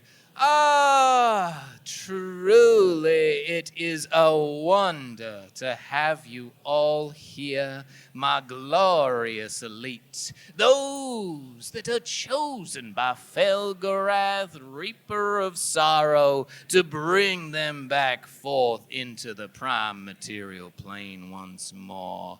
Villa greets you and welcomes you to take your performance places. As Villainous, the hag, your boss, your glorious and vile leader who is aiding you in bringing back this dark dragon and obtaining the power that you desire. With the name Villainess, there's kind of a limited number of jobs she could probably have had, right? It really is. Yeah. It's kind of, you make that choice and then you got to just really steer into it. Otherwise, you're fighting a stereotype. As you all come closer, that darkness of that pull of the obsidian that is all around you starts to lessen. You feel the power and the presence of the darkness that is uplifting you in this moment. As you come into the central circle, we'll just cut out that last bit, it's fine. There is you can see arcane sigils that are all carved within. There are 7 spaces. And within the center, you see this massive, pulsating silver heart that is... Yeah. On the exterior of the heart, where the muscles and tendons would meet, you can see that there are scales of platinum that are upon there. Come forth, my dears. I have a treat for you. For you see, I managed to procure, and she kind of gets lost in Jesus's gaze for just a moment. So nice to see you, my corpse flower. Ah, Jesus. Such a welcoming breath of fresh air. Truly, you are the bard that is on everybody's lips. Oh, This well, is true. I would actually say, and Villa, just a hand, like, extends beyond herself, and the finger comes right up to Aiko's lips, like, I guess I'll just stop talking. As Villa sweeps her gaze from Jesus to the massive ancient platinum dragon heart, which is at the center of this circle. I realize that in order to bring forth a dragon of subsequent power and appropriate drama for us, we needed to have a sacrifice of equal measure. No offense, darling. Oh, so I'm not good enough now? That's what you... We so have I can- already learned this, remember? no, I walked right into that one. Yep. I gave it straight to you. No, that's totally fair. And Villa just sort of flicks her hand, and you see a golden band go around Aiko's mouth. As Whisper, the bounty hunter that has been following along with you, just sort of bends a knee and bows like deeply down to Villa. I have procured the bounty for you, as asked, and also managed to slip a little something into Captain Skyfire's beverage last night. So I dare say she will not be as heroic as they might like today. Whisper, I must admit, you were a wee bit of a wild card. I wasn't sure if we could rely on your reputation. Not to say that my wonderful vile villains here would not have been able to procure Aiko Rogsworth and sabotage Captain Skyfire, but it's always nice to have a little outside help, isn't it, friends? Whisper just sort of, look, I will just take my payment and be on my way then. And no, please. You have a dark aesthetic about you. I would hate for you to miss out on all the fun. After all, you're not who you say you are you, Whisper? I was about to ask for an insight check on Whisper. Yeah, please make anybody who would like may make too, a me too, insight me check too. on Whisper in this moment. Yeah, let's see what those bones are about. Oh, 22. 22. Natural 20. Oh! Incredible. 22. 22, beautiful. 12. 12? 11. That tracks for you guys, yeah. Snake bones. I did get a nat 20. I'm at a -1 though. It was almost good. I think the judge is preparing what's in the boxes and is not paying attention. Incredible, great. Beautiful. So, Tomfrey, Shadar, Iggy, and Jesus. You all see Whisper, who's been projecting this very cool and calm demeanor before you all. There's a tenseness to them, and they start to fidget. Anybody that rolled a nat 20, even with your minus. I did. Oh yes, sorry. Great, beautiful. So we had 3 nat 20s. I was a 22. You're a 22. Yeah. Yeah. Yeah. Incredible. Nat 20s. Great. Well, that part of my plan was never going to work, I guess. I'm sorry you are so bad. The three of you can see that as Whisper is fiddling, she's clearly trying to get something out of a pouch and is sidling over to Aiko as they are bowing down before Villainous, attempting to slip them something. As they begin to stand, tendrils of darkness. It's like Villa's hair that has gone into the glass is now coming out from it like roots and wrapping around Whisper, holds the hands snapping out to the side. Ugh! What is the meaning of this? I delivered to you what you want. Why? And she's just sort of breathing around, head is darting back and forth. Because, you beautiful creature, you are not who you say you are. And we can see that. Iggy, reveal who they are. Iggy casts Circle of Embers, which is the version of Circle of Spores, and just sparks and tinder light up the immediate area around them. Oh, incredible. As your sparks and tinder come forth, they come into the raven mask that Whisper is wearing, and it begins to burn and come away, revealing underneath the drow visage of this younger drow, like very like severe cheekbones that go beautifully with this like white pixie cut. And you see a startling resemblance to a famed investigator that you have encountered and who has foiled many of your plots before. This is Valencia Velgar. She is the niece of Lazarin Velgar. Just like startling purple eyes, glaring out as the mask goes away. There's just like multiple earrings that are in there. And she just sort of shakes her head as Aiko looks up. Oh, wow, what are you doing here? Valencia, shame on you. And to think Gargath and I were going to invite you to our social club.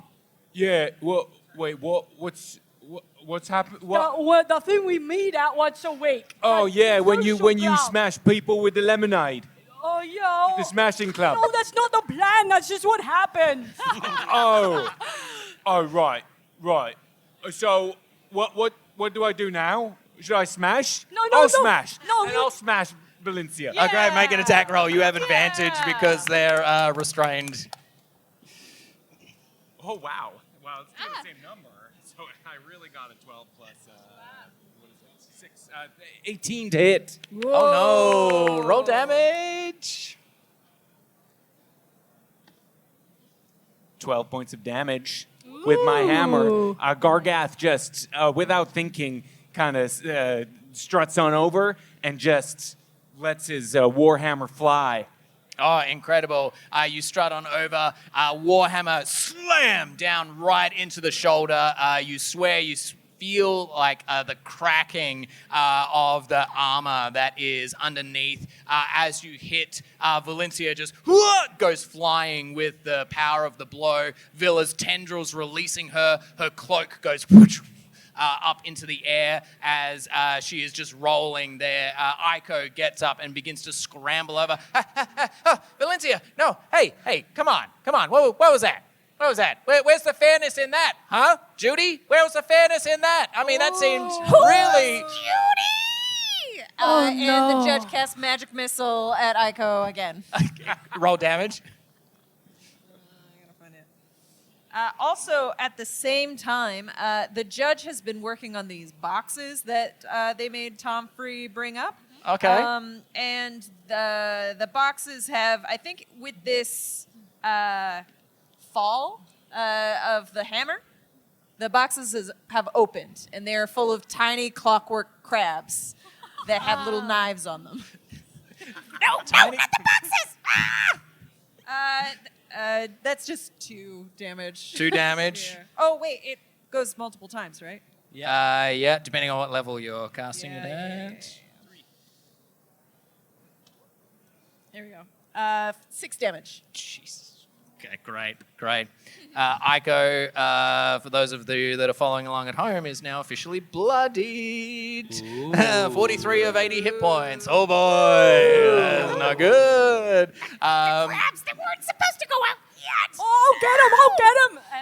And Tom Free scurries around trying to grab these crabs. Ow! Ooh! Ah! Ooh! And they go flying everywhere. Oh, don't trust crabs. They don't have the bones. They've got tiny knives! Oh, I knew that. Shadar will grab Aiko by the back of his shirt and drag him back to the spot he's supposed to be for the ritual. Incredible. Stay there. Beautiful. You drag him back, and Villa just lovingly and tenderly lets a hand drape down. The fingers are like overly long, almost like twice the size of what they would be on a regular person, and just like gently runs down the side of his face along his jaw. Oh, you're going to love this next part. After all, what is better than having one bard to recount the events of an evening, but also to have a bard from the other side, a heroic one, if you will, to also spread the fame and the villainy of what we do today. As Villa gestures and the chanting that grows stronger all around you, the circle of ritual carvings increases with its light and its power. Each space is now open and available for you. So, to add some level of stakes to our glorious equation for our wonderful players, they are going to attempt to engage in the summoning of Felgorath, the Reaper of Shadow. So each of them is going to present an offering to our wonderful ritual circle. They then are able to attempt a ability check that they're proficient in to have that offer be accepted as well and bring us one step closer to glorious villainy. I'm going to let you guys know the DC beforehand because that feels fun. On a DC 15, they succeed. On a DC 20, they give advantage to the next person who is going to attempt their offering. If somehow you manage to hit 25, then you give advantage and a +5 bonus to the next person. And if you get a nat 20, everything of that and more is going to happen. We'll just, we'll roll with it, okay? You want to roll the big guy? I mean, that feels thematically appropriate if you would like to roll the big guy. Yeah, we have a giant dice. Who am I to deny you rolling it after all? Incredible. As you are all getting together for this wonderful ritual, I would like everybody to make perception checks for me, please. Villainess is waving her hands. You can see that there are beads of light, 7 different colors are swirling in each of these areas.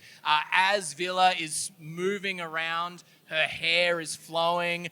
You can see as the shadows come across her face, it's like you're seeing a different version of her. One where she has a massive bulbous nose with warts on it, a onyx stone for an eye that is flaring purple, one massive bulging eye. Her robes are more ragged and tattered with component pouches all along, and then it's gone, and this beautiful visage is there before you once more. We're going to go from this end now. Perception checks. What'd you get? got a 17. 17. 25. 25. 15. 15. 10. 10. 15. 15. I'm looking at my pop button. I got a 5. 5. I got a 9. I'm trying to catch crabs. Catch crabs. Incredible. Iggy with a 25. Whilst everybody else is getting ready, there is the briefest flash as you see a shadow go across the shadows of the eclipses that are up above. The red light that is shining down, you swear you see wings go over the top for just an instant. Where is she in the ritual circle? Is she anywhere near the other 2 that make up the terrible trio? Conveniently for my brain and probably everybody else's, this is the configuration that you will be in the circle. In rapid, Good. in rapid common sign language, Iggy will sign to Shatter and Jesus what she has seen, and points to the direction that she saw it coming from. You are seeing some things in the sky? Something flying over. It could be Is that, good or is bad? It could be that damn dragon this little one's friends sometimes hang Oh, out with. dragons, yes.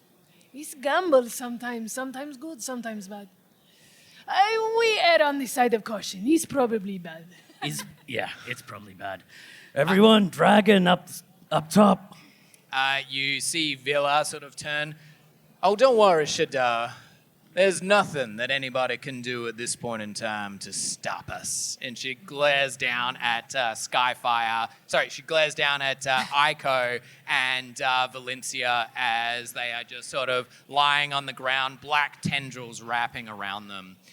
She holds out her hands. Quickly now, we must ensure that the ritual has momentum. For if someone were to arrive, then at least they will have a dastardly choice available to them. So, step forth, my glorious vile villains, and present your offerings. Just as fun, I would love to go around from our players and know what your offerings are that you are presenting into the circle, and then, something totally in your favor will happen. It'll be great. Let's start down this end at the judge. Sure. So the judge intended to deliver a massive box of perfectly packaged clockwork crabs. Yeah. Unfortunately, they're everywhere now. And so the judge has desperately tried to gather as many as they can and shove them into the box, but they keep crawling out. And so the judge is frantically trying to put the box on there and just throwing crabs as the judge kind of runs around, just trying to throw them back in the box. Incredible. Paints. Skinny, this isn't fair! Tomfrey. Oh, this is one of my favorites. He pulls out from his side satchel where we saw that little hand hanging out at the beginning, a goblin. I was actually friends with this one. This is Clancy, and he's a really good one. I didn't want his life to go to waste. And he holds him up. Yeah, you got him good with that lemonade. Yeah, the lemonade. I think I'm going to stop with the lemonade. No, I like lemonade. Okay, I'll keep up with the lemonade then. Like smashing with the lemonade.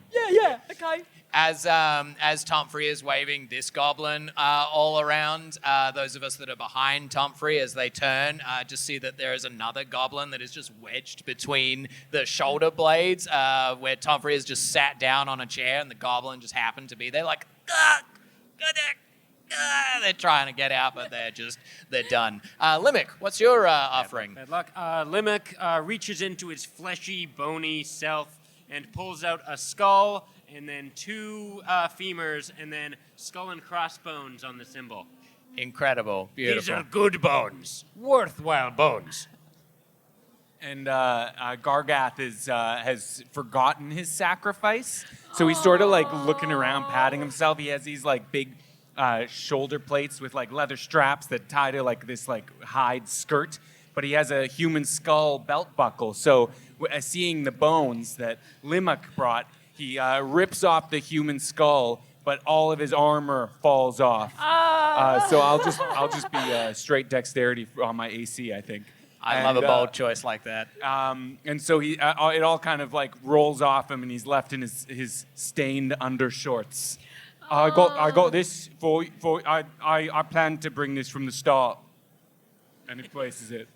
Villa just looks over at looks over at Gargath. Sorry, Gargath. Yeah. You always bring the most thoughtful of gifts. Yeah, thank you. People tell me a lot that I'm thoughtful. Because I have a lot of thoughts. I'm sure they're I'm just full of them. leaking out of your skull like little ants flying on by. She just sort of shakes her head, looking over to Shadar. Shadar will pull a rather large black pearl out of a clamshell. Clamshell out, nice. black pearl out of the pocket. I found this on me last trip out with the Storm Singers. It's got a purple glowing energy to it. This is me sacrifice. And places it down. Beautiful. Iggy takes in a deep, rasping breath.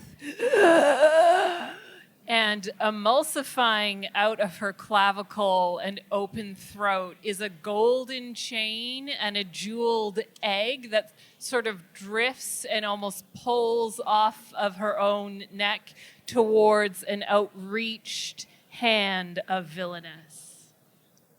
As it comes forth, Villa doesn't touch it, but you see tendrils of darkness just sort of sweeping up from her fingers, gently swirling it around. He brings her other hand over and just reaching out, seems to pluck an ember, like a small, tiny crystal shard from the necklace, and flicks it back so that it lands and is replacing that same space. And you see just tendrils of fire like, connecting it and maintaining the power that you have whilst you gift this necklace to the circle. Our final sacrificial piece. Jesus reaches into their satchel and slowly brings up a tiny little bird pipe, kisses it. For you, my corpse flower. And hands it to her. But before they do, they go, and then they hand it over. You see Villa grabs it and holds onto your hand for far too long. Just drawing you in, and it seems like there's a moment when she's leaning forward about to go for a kiss, and then no, there will be time to celebrate later. I wait anxiously. And she turns, and as she goes to place the bird pipes within the sacrificial circle, Villa's shadow comes over Jesus for a moment, and you just feel yourself be assaulted by the shadow of villainess. This is so nice. Taking passion from you, tickles. drawing it Not forth. that. Beautiful. My friends, we enter into our glorious finale piece now. It's been a while, so I would like an audience member to come on up and roll a big D20 for us. Do it. Would you like to kindly come up and roll the big dice for us? Yeah. Big dice for you to roll. Yeah. So you're going to roll this dice. What you roll on here is going to affect Iko Rogsworth's attempt to escape in this over here moment and toss of it high stakes for us. So you can All just right, roll you it got on it. down this way. Incredible. Come on, give me something. Oh, okay. Pretty good. So Iko is... I think in this moment, we're going to take some narrative liberties. And as all of our vile villains are presenting their sacrifices into the center, Iko takes a moment with Valencia. Don't worry. I'm sure Skyfire will be here soon, and then everything will be fine. We won't have to do anything whatsoever. What are you...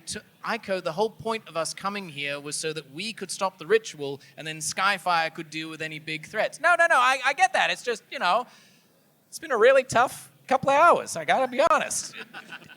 Iko, can we not do this now?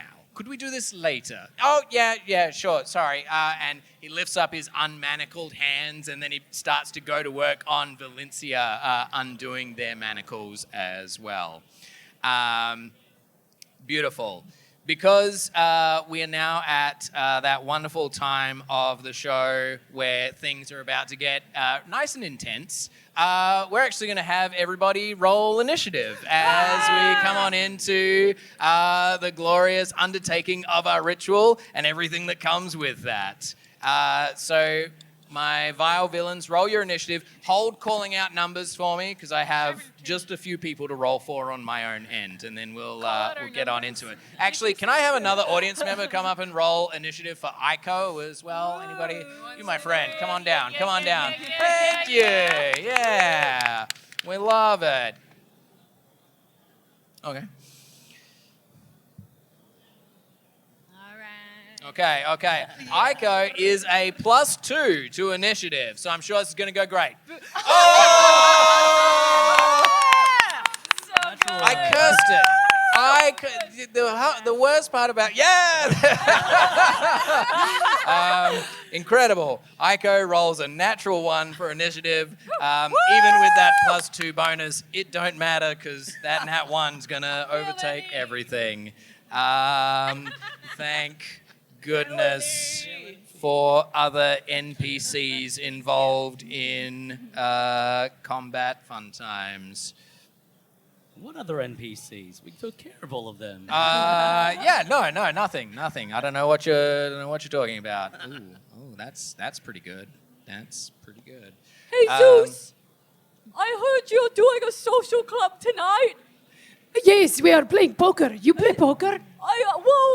It's just that Gargath and I had already organised a social event tonight. With the We booked Lemonade on the Club. same day. Oh, well, that is too bad for you. So shall we just cancel ours then? I don't want to hang out with them. They're weird. I mean, let me talk to Todd and Greg and see if they're going to. Honestly, I don't want to hang out with you. We work together. I just want to keep it strictly business. Oh, but everybody else is on the villainous work team that's going. Oh, I thought you were busy with your social club. Well, yeah, we had the social, but you were all invited. You don't want to come? I didn't see the invitation. I think I lost mine. Yes, you must have put the wrong address. I must have done that. Iggy rustles around for her invitation in her trench coat and comes out with a hand of do that. ash. She's so predicament. I don't know how it happened. But you have fun, okay? Okay. Yes. Maybe next time. Okay. Okay, I put it down in my non-existent calendar. Okay. Don't listen to them, Tomfrey.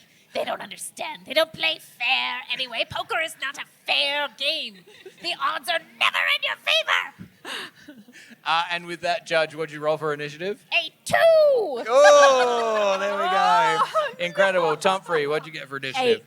8. Amazing. Limerick.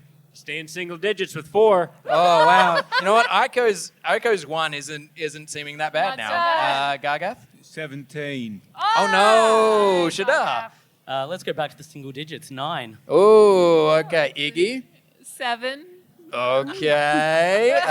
Jesus. I am at 17. Oh, very nice. Just for fun, Jesus and Gargath, roll one more time for me to see who goes first, because you both got 17. What are you getting? Well, 16 on the die, and a +1 to initiative. You got 16? Yeah, I got got 17 18. again, actually. You got 18? Nice. Okay, Jesus is going to go first, and then Gargath will go next. What am I going to do? I don't want to. Beautiful. All right. As all of our vile villains are getting ready for this wonderful ritual sacrifice that they are about to enact, Villa stands forth in the center. She lifts up the heart of this ancient platinum dragon. You see the claws, the nails turning into claws on the end of her fingers. They bury into the flesh of the heart. Black veins begin to swirl on through, and you see pulsing light of silver shining out and then beginning to empower and fill this space with this purple, like ethereal glow that is all swirling around. In the off to the side, you see, those of us that are here will see as Whisper, or Valencia Velgar, manages to get the last of the lock from her manacle undone for herself. She holds it there in place to not alert those vile villains that are around, and then she is going to ready an action for when something happens. That is Valencia. And then after that, Jesus, you are the first to act. So you have presented the tiny little bird pipes. They are now floating in the space within the ritual circle. The silver light from the ancient dragon heart is swirling around, and you see this cloud of black that is beginning to encase it as well. What ability check would you like to do for your ritual? Performance. Shocking. Incredible. If you would like, you may roll your dice, or as Adam has suggested, you may also roll the giant dice, whichever you feel has more dramatic effect for yourself. Gargath, you're going to be on deck after this. Cool. Oh, yeah, there we go. There we go. Infuse that energy in there. We need a DC 15. Oh, we got 16 on the die. Incredible. As you make your way back to the table, what is your bonus to performance for It's this? +7. +7. Oh, wow. I am Maybe an should've- amazing performer. Yeah, amazing performer. Incredible. As you come up, you take these the tiny little pipes. What are you doing as you're performing? Playing your what's the song or anything? It's a wonderful little melody about discovering how birds communicate. Discovering how birds communicate. Played on the bagpipes. This haunting melody just swirls around, and whilst it has like a pleasant tavern vibe to it, the darkness of this place warps it and twists. You hear echoes of whispers, and like every now and then as you sing a note, there's multiple sounds of it that are just coming forth from there. Birds screeching. Birds screeching indeed. Incredible. You're offering the pipes. They slam open and they form into a black and silver dragon scale that is now floating in the air, and that power goes on through towards Gargath. So, Gargath, you're actually, thanks to a 23, you're going to have advantage on I got you, this. Gargach.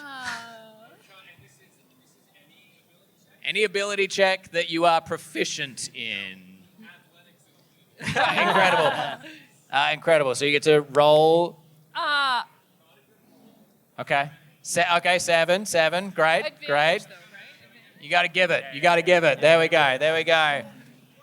Oh. Okay. Incredible. So with that, what does your athletics check look like as you... your very thoughtful and carefully considered sacrifice that you have presented here today? I take some bones and smash them with my hammer until a fine dust. It takes a lot of strength. And I flex my muscles as I do it. Incredible. And I do that thing on the skull. You do the Salt Bay thing as well on the skull? Great. You know you got the tone right when Salt Bay comes into it. Beautiful. Like a bodybuilding competition, Gargath is flexing the muscles. This short king who's just as wide as they are tall. This minotaur. You crush the skull with your hammer. The dust and bone fragments fly on up. As they fly on up, the darkness swirls around, as does the platinum light, forming all of these bones into another black dragon scale that the power shoots on through from there. Incredible. That is your success, and you will pass advantage on to the next person to attempt this. However, heroism shall now occur as you all are there focused on the ritual sacrifice that is before you. Mighty dragon wings beat through the air, the sound clapping, and you hear from up above as it swoops on down. This massive adult sapphire dragon comes swirling on in. You see as Villa looks up, no, you're too late to do anything, Skyfire. I ensure that my victory will be total this day. And she swells up a hand, taking the darkness that our vile villains have conjured for her. Tendrils swoop up towards Skyfire as you see Villa's once beautiful visage is now melting away like Ica, revealing the grotesque hag that is underneath. Big, hunchback, massive nose, bulging eye with dark purple flame coming off of it. No. As you see this, Jesus, though, Villa's shadow transforms into the beautiful woman, and then the beautiful woman's shadow sort of looks over at you like askance, like, what? Why are you... I like to be honest. You want me to lie? Yeah, the shadow just puts both hands up and then turns around and like nose in the air snubbing you for your shallowness in this moment. Skyfire swoops down and there is just lightning crackling around the sapphire scales. You can see these gemstone-like scales, the scratches and wounds of many previous battles, glass armor breastplate upon. As she swoops down, there is lightning and thunder crackling around. Massive white light engulfs her, and she transforms into her gemstone dragonborn form, comes flying in, kicks villainess in the face. Villa goes flying back. Skyfire lands skidding out of the circle, looking at Villa and then looking back at Aiko and Valencia. What are you doing on the floor? We got business to take care of. And then she holds her hand out and boom, summons a massive halberd into her hands. Whoop, whoop, whoop. And brings it around, and she's going to make some attacks on Villainess, because why not? Incredible. Oh, first one is a 23 to hit. Second one is a natural 2, which is going to miss, but because of her feature, when she misses, she gets advantage on her next attack. Which is great, because that's a nat 1. But instead, it becomes a 18. Heroism! This is how I feel all the time with you guys. Incredible. So that is going to be 6, and it's going to be 14 points of damage. And then we're going to have 8. 16, she's going to do 30 points of damage to Villainess as her halberd comes through, crackling lightning swirling, Villa shrieking back, "Go forth, my villains! Finish this! I will deal with this wretched dragon before me!" And she sinks her hands, her claws into Skyfire, wrestling with her as the two of them engage in a deadly duel. Ooh, okay. Yeah! Incredible. Luckily for you guys, it is Villa's turn.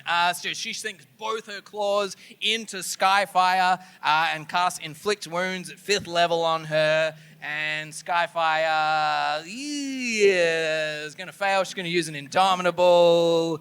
Oh no. Incredible. That's gonna do so much damage to her. Okay. That sounds amazing. Yeah, it sounds great. Sounds so great for you guys. I'm so happy for you. Nothing could make me happier in this moment. 16, 24, 30. 45 points of damage to Skyfire.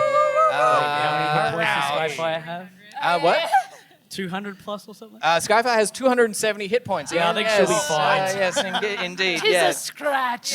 She's Judge here is almost in single digits. I am the most powerful! I don't need hit points if I don't get hit.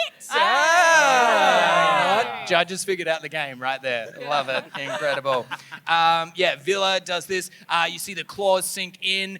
You hear Skyfire roar as the Inflict Wounds comes across. The gemstone scales go dark as smoky ichor swirls underneath. In this place of darkness so close to Saldua, Villa is at her peak. She is within her lair. What foolish dragon would come and try and take that away from her? This foolish dragon, that's who. Shada, it is your turn with Tomfrey on deck. So, Shada, you have a choice. You can continue with the ritual, in which case you would have advantage. Or, if you want to do something else, you're welcome to do that as well. So, continuing with the ritual, you will use my action? Yes, it will use your action. That'll use my action.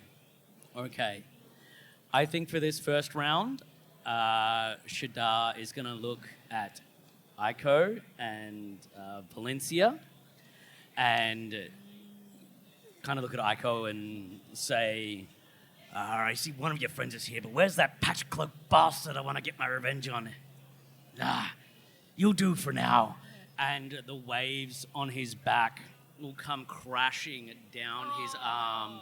And then as it reaches his fingers, he's just going to snap and cast Shatter on Valencia and Aiko if he can get them both in the one hit. Yeah. For dramatic effect, it feels very appropriate that you can get both of them. Incredible! So with that in mind, I do need an audience member to roll a Constitution saving throw for Aiko.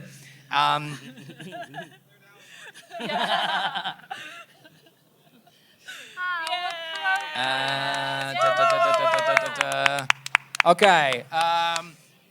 Great. Sean's back. Sean got a nat 20 last time. I have complete faith in Sean. Nothing could possibly go wrong. He's got a +2 on this. Oh! It's a 14 under the table. Oh, 14's your DC, right? 14's my DC. Okay, roll your damage. He will still take half damage. It was 22 damage, so 11 would be half. 11 points of damage is half. Okay. Oh, dear. 22 points of damage, you said, right? Yeah, 22. Incredible. Valencia rolled a nat 1. So she's going to take all of that. 11 points to Aiko. Incredible. Beautiful. Shadar, you have taken your action to engage with these damnable heroes as this wave comes forth. You see Aiko look at you and be like, Patch Cloak, oh, you're talking about Rusko. He gets knocked away, but he managed to hold firm. But Valencia goes scattering off, rolling in the dirt, and skids up to some of the Dark Vigil cultists that are still continuing their monastic chant all around in a circle. Anything else for you, Shadar? No, that'll be it. He might just yell to the other cultists, hold her if you can. Okay, beautiful. As that passes, continuing, Skyfire and Villa are using their legendary actions to just slam into each other. You see Halberd coming down. The claws from Villa have grown. Darkness is streaming off as they're just slashing away at each other. Two titans battling within the basin of this volcano. Tomfrey, it is your turn.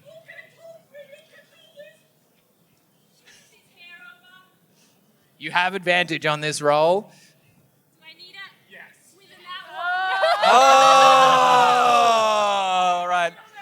all right. Come on, Tomfrey. Just,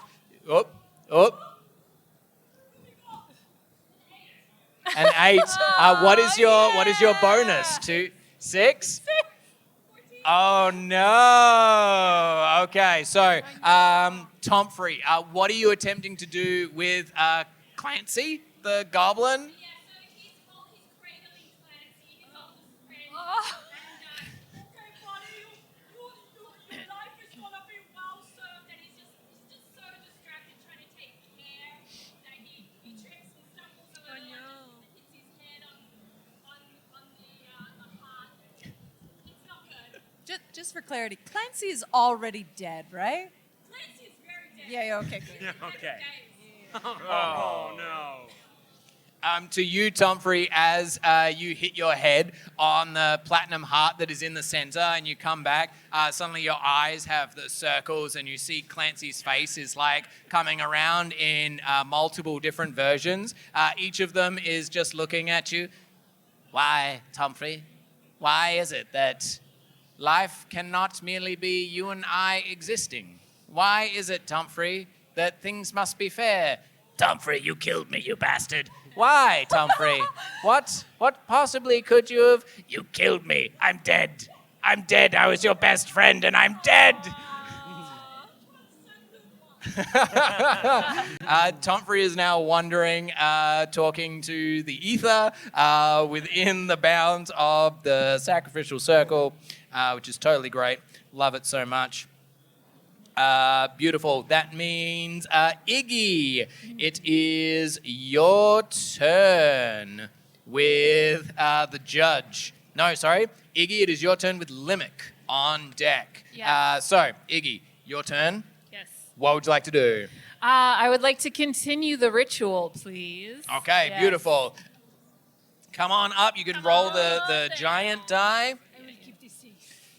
What's the check that you're wanting to perform here? Iggy has spent her life surviving in the desert sands of far away, but now her instinct for survival is dimming and the flame for power is rising. So I would like to do a survival check. Yeah, you can do a survival check. What's your bonus on that? Just out of curiosity.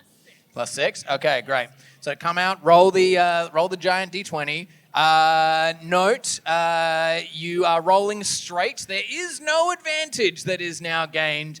You got this, Siggy. It is fair. You need a 9 or higher. Okay.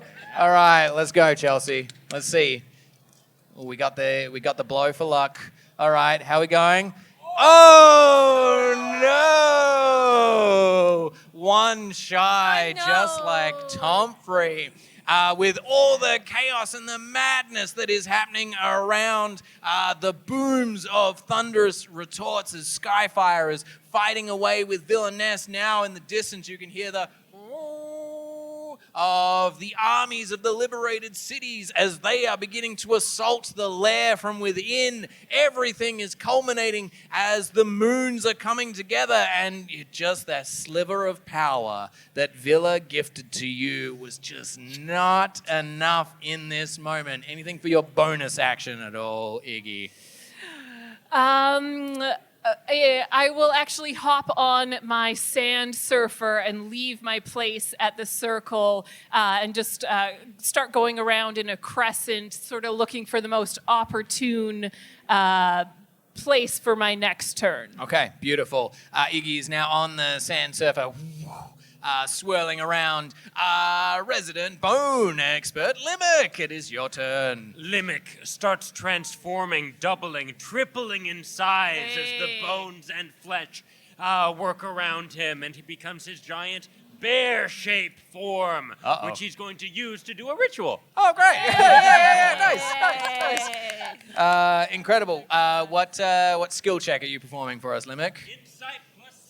Oh, insight as a bear. I love it. Okay, 9 or higher. That's what we need. Come on. Oh, there we go. 11. Incredible. How are you using your insight in this moment, Limerick, to succeed in this glorious ritual check? Perception is our observation of the outside world. Insight is our perception of things that are inside people. What is more inside people than bones? Yes. Including the skull and crossbones that Limerick has. He looks into the empty eye sockets and is like, Limerick know who you were, and now who you will become. And then the bones start to dissipate and then as well turn into that scale, right? Yeah, incredible. I think for added flavor in this moment, the eye sockets of the skull, they begin to shift and contort. Purple flame lights within as the skull rises up. The crossbones dissolve and turn into black as this black dragon skull of like obsidian now rises in Limerick's place within this ritual. Incredible. Okay, I just need to make a note for myself. So we have Limerick is a success, Gargath is a success, and Jesus is a success. Incredible. Anything else for you, Limerick? That's all Limerick can do. Beautiful. Continuing legendary actions as Villa and Skyfire are fighting in the sidelines right now. There's just like more booms. You're not going to get away with this, Skyfire. Your interruptions have happened for the last time. And then she gets hit full in the face as Skyfire socks her. You talk too much, just like all villains. Let's go. And then she comes up, slams on down with her halberd once more. Beautiful. Second last in initiative because of that wonderful nat one from Aiko. The judge, it is your turn. What would you like to do? It would only be fair to complete what I said that I would do, so I will do the ritual. Incredible. Okay. There is no advantage that's here, so you're just going to roll. They would not have taken it even if it would existed. I appreciate you, Judge. Even if other people don't, I do. I'm assuming you're going to have a +6. Yeah. Incredible. What skill check are you doing for this? Performance. Beautiful. All right. 9 or higher, and the judge is going to be successful. Oh, that 8 is just taunting you guys at the moment. Please. Too many crabs have escaped. You're attempting to complete this ritual, but as you do so, Tiny Crab comes up and is trying to show you the knife in its hand, but it just keeps stabbing you as a result of that. Roll a d4 for me. 4. 4, great. You take 4 points of damage. Oh, tiny crab. Those damn tiny crabs. They're those single digits we were talking There about. we go. Now we're talking. If your own contraption kills you. So sad. Would not be the first time. Incredible. All right. It is now Iko Rogsworth's turn. Huzzah! Okay, beautiful. Having just been hit by this shatter spell and feeling like things are just getting personal and heated, Iko stands up and looks about, makes eyes with Valencia that just like gives a nod. It's like, okay, Iko, now is your moment. Now's to show them what Echo is. No. Damn it. Yes. Shake it off. Shake it off. Just another performance. And he goes racing on over to the ritual circle where Shadar's black pearl is floating in the air.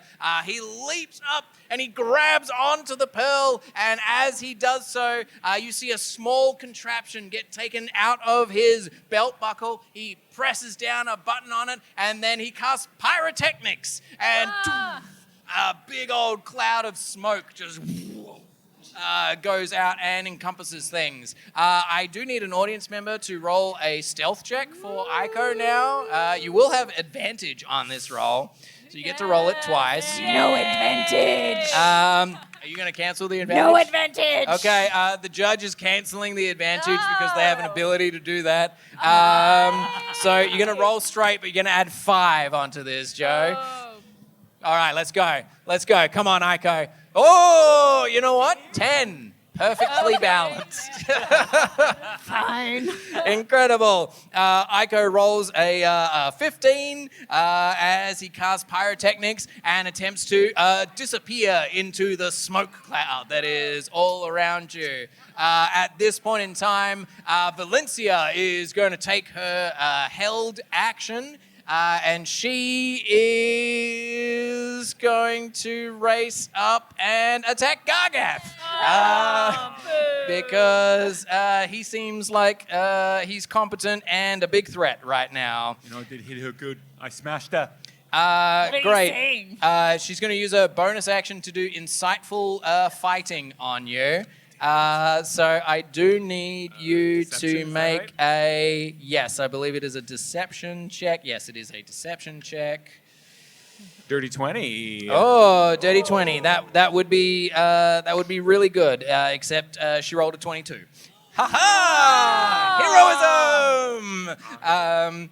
Valencia comes racing on up. Naruto style, and then she pulls out her rapier and dagger, feints at your face with the rapier, and then slashes on through for a thrust with her... Sorry, she feints with the dagger, she thrusts with the rapier. Haha, there it is. All right, and she is going to... Okay, I'm going to roll some damage. You're totally going to be fine. How many hit points do you have? 39. 39? Yeah, you got this. You got this, surely. That is 6, 11. That is 17. Then we're going to add the rapier damage. Okay. 17, 18, 23 points of damage to you. Oh. Rogues! Ha-ha! She comes up, pierces through, comes on out, and then she's going to keep on running as well. So if you would like, you can make I'm gonna smash that. Yeah, you can take an attack of opportunity on her. That was ow.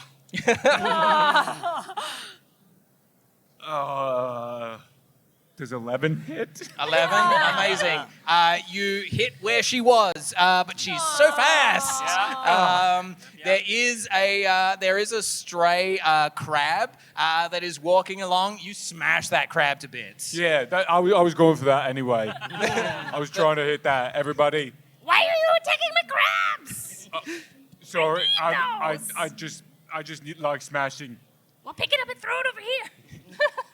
Okay. Incredible. Unfortunately for you guys, it is Valencia's turn once more as she's at the top of initiative. Oh, damn hell, action. She's then going to race up to Limerick. Limerick, I need you to make a deception check for me, please. Yay.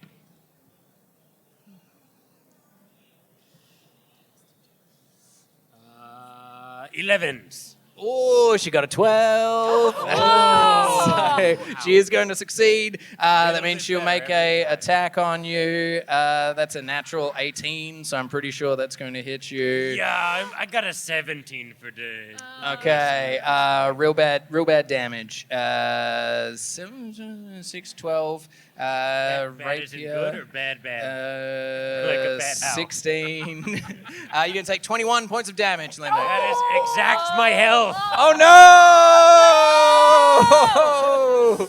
It wasn't me. It wasn't the judge that went out first. Valencia comes racing on up out of the smoke, just swirling around. Before you can even register that she's there, she just stabs on through Limerick and then keeps on going, carving the rapier blade out from you and continuing to go.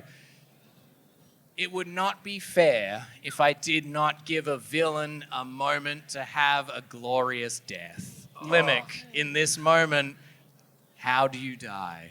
He's sliced up, sliced in half, and as he schluffs down anime style, he gets his last bit of poetry. We few, we happy few, we band of bones. As the muck and the skirt, claps for Limerick, incredible. There's just bones that scatter out slowly as your bones come forth. The darkness of this obsidian that is around eats the bones as they slowly sink on in. You become one with the dark that you served, dear Limerick. Bones go down, they don't come back up. True. I told him. I said it. I just didn't know it was mine. Jesus, it is your turn with Gargath on deck. Jesus, what would you like to do? I want to attack my nemesis, a well-friendly nemesis, Echo. I will... You can't see me, I'm in the smoke. I can sense you because you are so bad.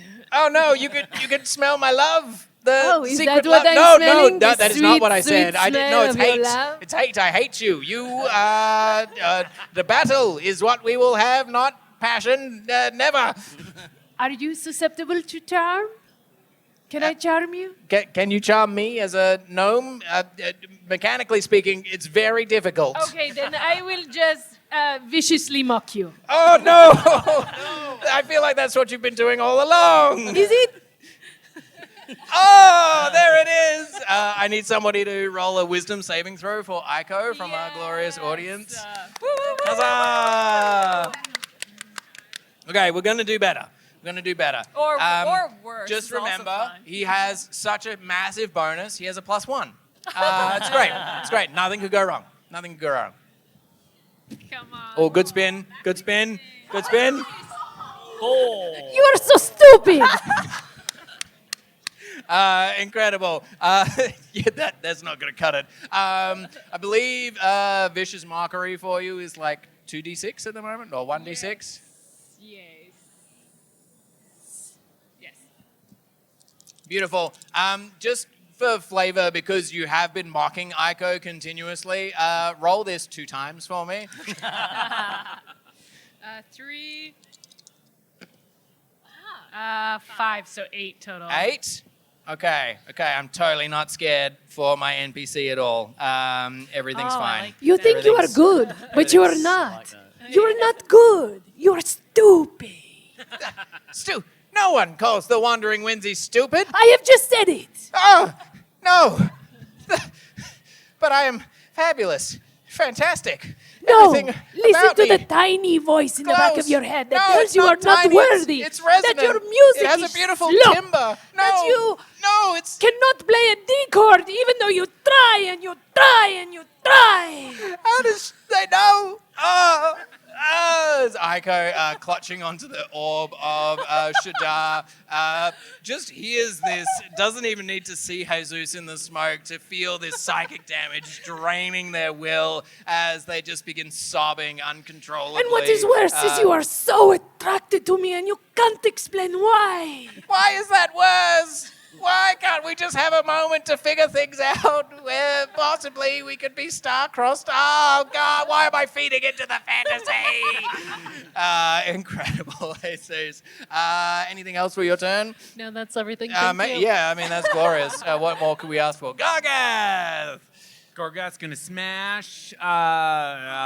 What is Skyfire doing right now? Skyfire is currently... actually, let's have some fun.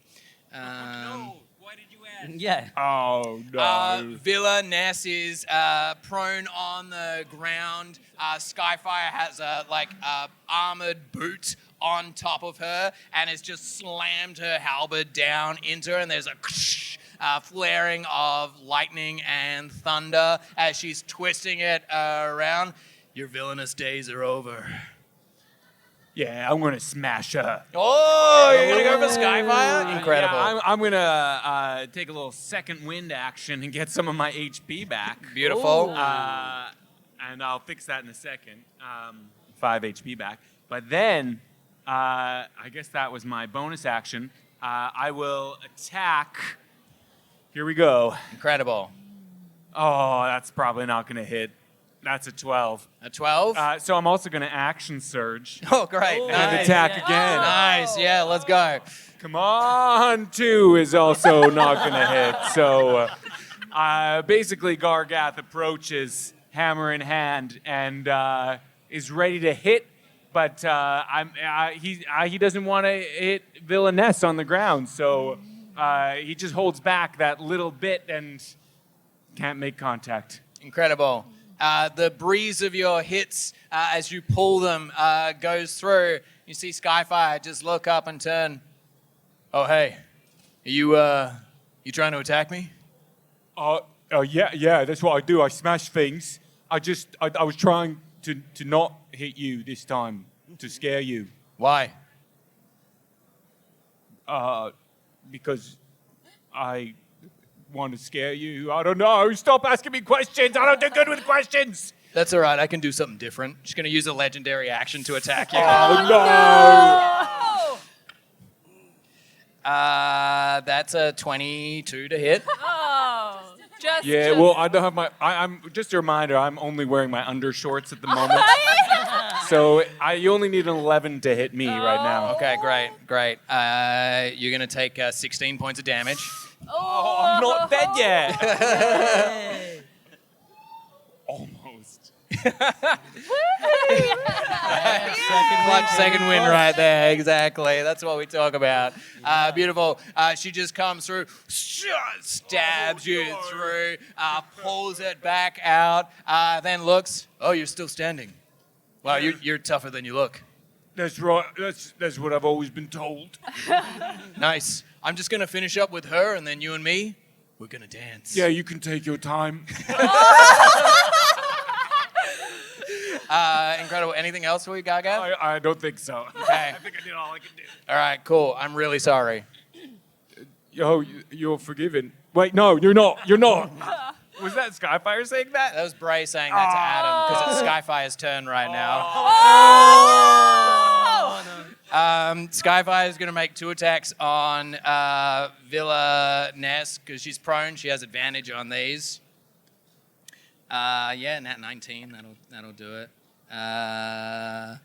Nat 15. Okay, those 2 attacks are going to go through. And then she turns and sees you. I'm just going to put you out of your misery. No, I don't have any misery, so there's nothing to be put out of. I'm really happy with my life. Incredible. That's an 18 to hit you. No. All right.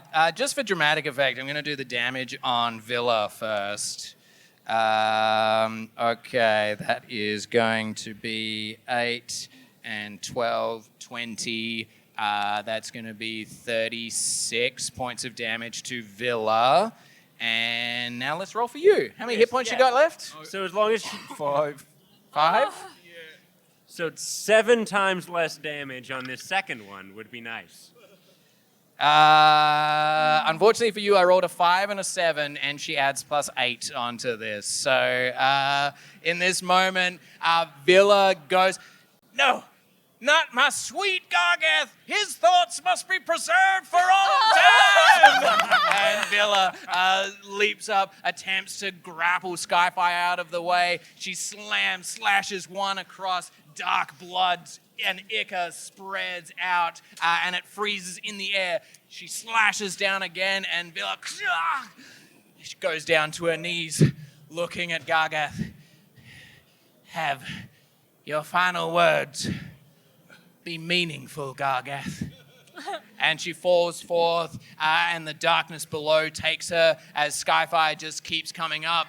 No pressure or anything. And slams on down as the halberd carves through Gargath. The light of life passes from your... There comes a time in every Minotaur's life when you realize that your actions have consequences. It took me till this moment to realize that. Goodbye, sweet life. I now go to the smashing place in the sky.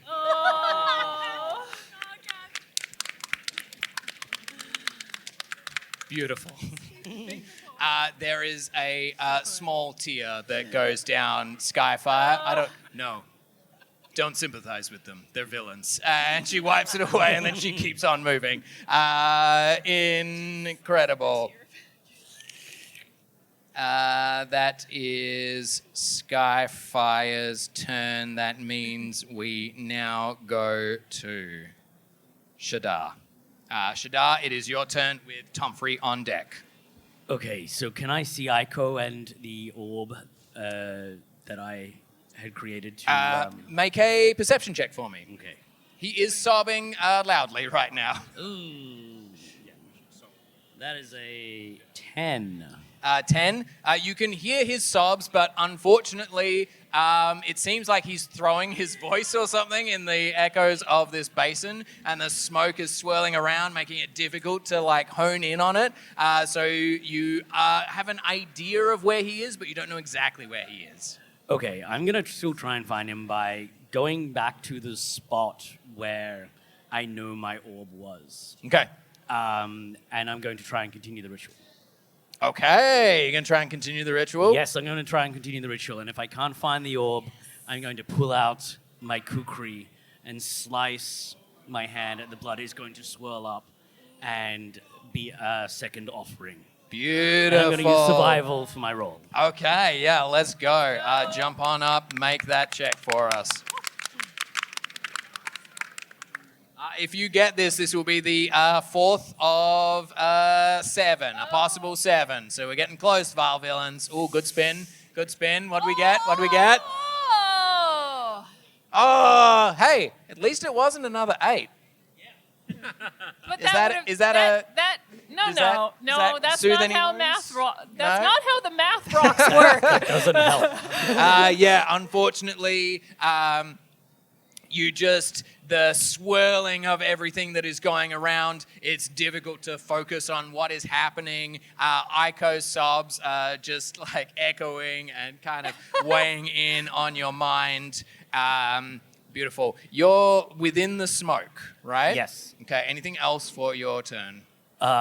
He's going to just scream into the sky and create some more swirling, because with a bonus action, he is a circle of the sea druid. So Ooh. he's going to invoke the wrath of the sea. Yes. Okay, that As a sounds bonus action. That sounds great. So the waves crashing on his back are going to overtake almost his whole body, covering the other tattoos, and then just burst out from him in a manifested emanation 5 feet around me.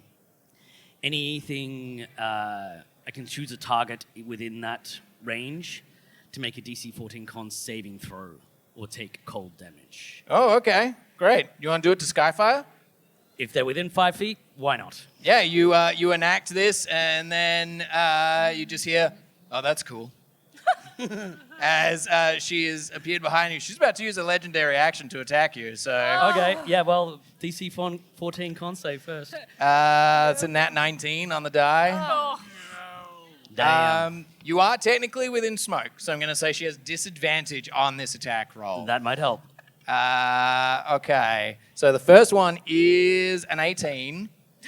The second one is a 4. Ooh, yay. So let me just double check. Okay. That's going to be a 15 to hit you. My armor class is 14. Oh, no! Okay. So don't worry. It's just 20 points of damage. Ooh, that's gonna hurt. It's just 20 points of damage. You're totally fine, right? I'm still up. Incredible. You have this globule of blood before you. Skyfire appears, just slashes down. You feel the fire, the fury of the seas, the wrath of that ocean as this line of pain just erupts on your back. Oh, wow. Nice aura.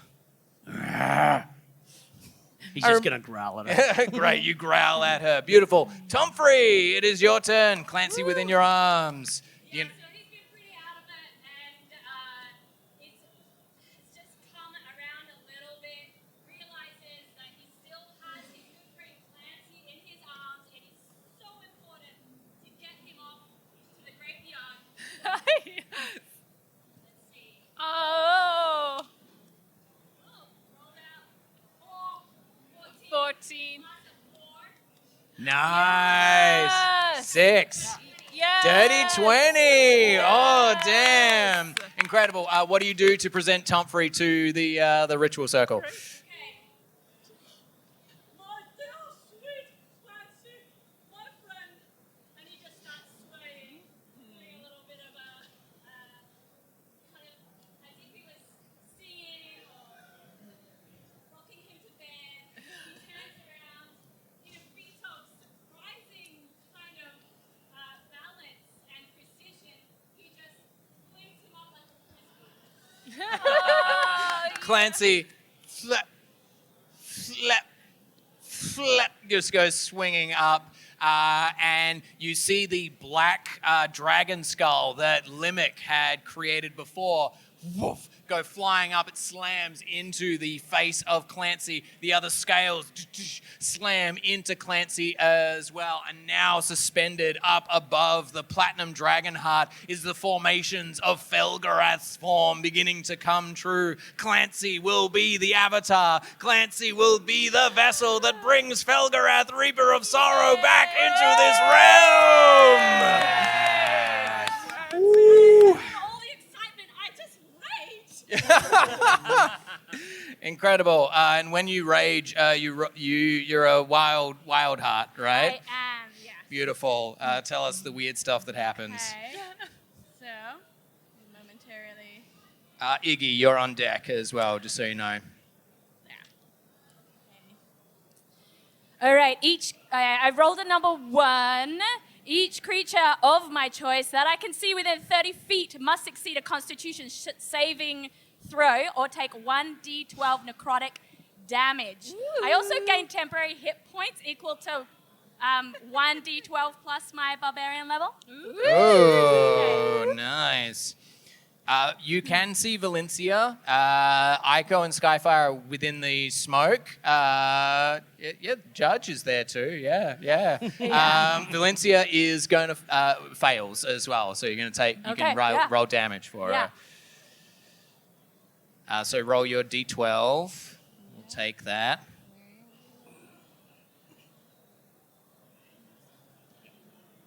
A 1. Oh, that's fine. It's totally fine. Totally fine. Every point counts, guys. Every point counts. Beautiful. All right. While you deal with your temporary hit points, Iggy, it is your turn. If you are continuing with the ritual, thanks to the 20 that came from Tomfrey, you would have advantage on Oh, this. this changes things. So yes, I will continue the ritual. Okay. Yes.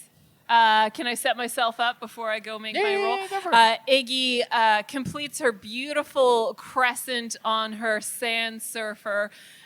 The second of her most prized possessions is her sand surfer, which she will offer up for the ritual. Yes. Oh, yes. very nice. So I'll roll and then I'll choose my ability. Well, you can keep going with survival if you want. As All right, that's I will do that.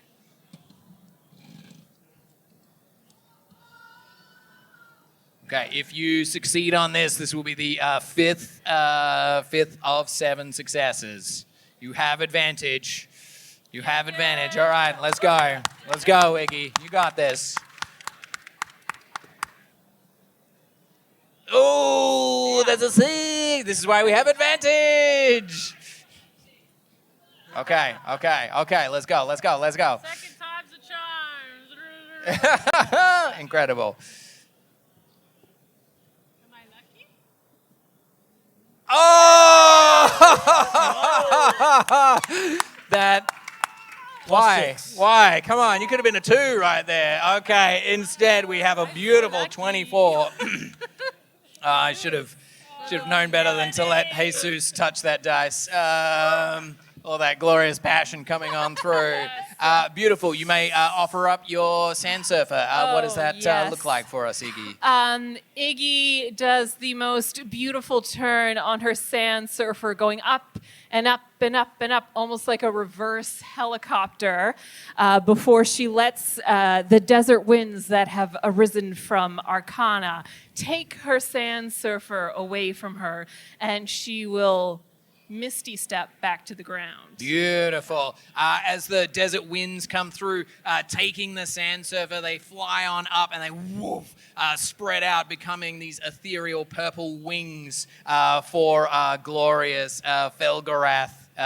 Clancy Felgorath above the platinum dragon's heart. Incredible. And you get out of the mix of things. Oh boy. All right, Skyfire is going to use her third and final legendary action to... She's going to race on over to where the judge is, I think. Attack of opportunity.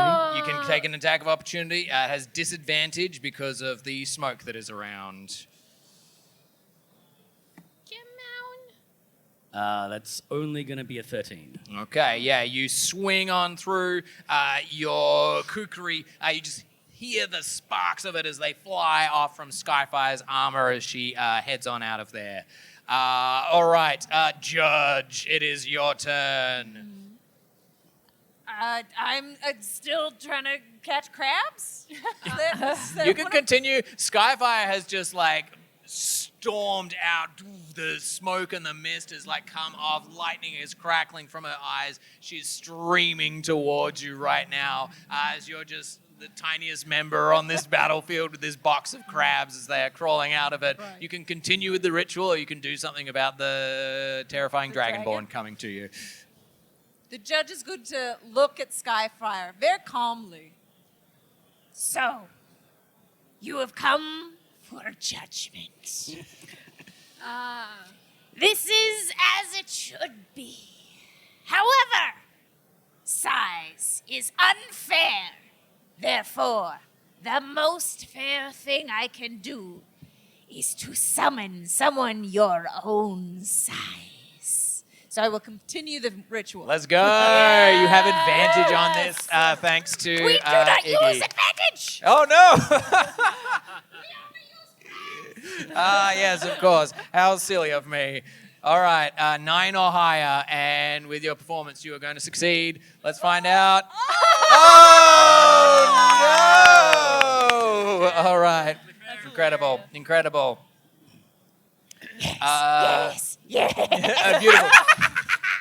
You begin laughing maniacally. How do your crab? Do you do anything with your crabs? Or The crabs begin to, even the ones that did not make it into the box, it's almost like an antenna has gone up. All of them simultaneously rise together, almost extending their little crab feet as they turn and they all look towards me. They come scuttling from all corners of the area, all together into the box where they slowly transform into a mecha crab that then curls its way all the way up to the body of the growing Felgorath, creating an armored carapace to cuddle it and protect it. Meanwhile, the judge is still very small on the ground, cackling maniacally. Everything I have worked for, it is here! It is here finally! There is nothing you could do, dragon. There is nothing you can do! nothing? We'll see about that. Skyfire is going to take an attack on you, because why not? Story-wise, seems very appropriate. That's going to be a 23 to hit you. Sure, yeah. I don't think I'm wearing armor. That's just, against your mighty hit points, you can easily take 25 points of damage. No problem. No problem. Yeah. I don't care about fair. I just care about justice. Whoa! Slams her halberd down on you, and you get to have your villainous moment. You may believe you know justice, but you are the one who has decided what justice is. But the fates, they will decide what is fair. My crabs! The halberd slams down. You see Skyfire looks down at you. Man, these villains. Each one of them, they got like this really poignant moment thing that they're doing at the end. I'm not normally assaulted this much. Focus, Skyfire, come on. As she looks up, and the armored mecha crab is now the legs that are coming out of the crab have formed the legs of Clancy, aka Felgorath. The mystical wings are out, and the swirling as all of the crabs are coming up and creating the armored carapace that is all becoming black and just sucking in all of the light that is around them. Incredible. As it currently stands. Oh no, only Shadar has not enacted the ritual so far. And who should be wrapped around the offering that Shadar has but Aiko?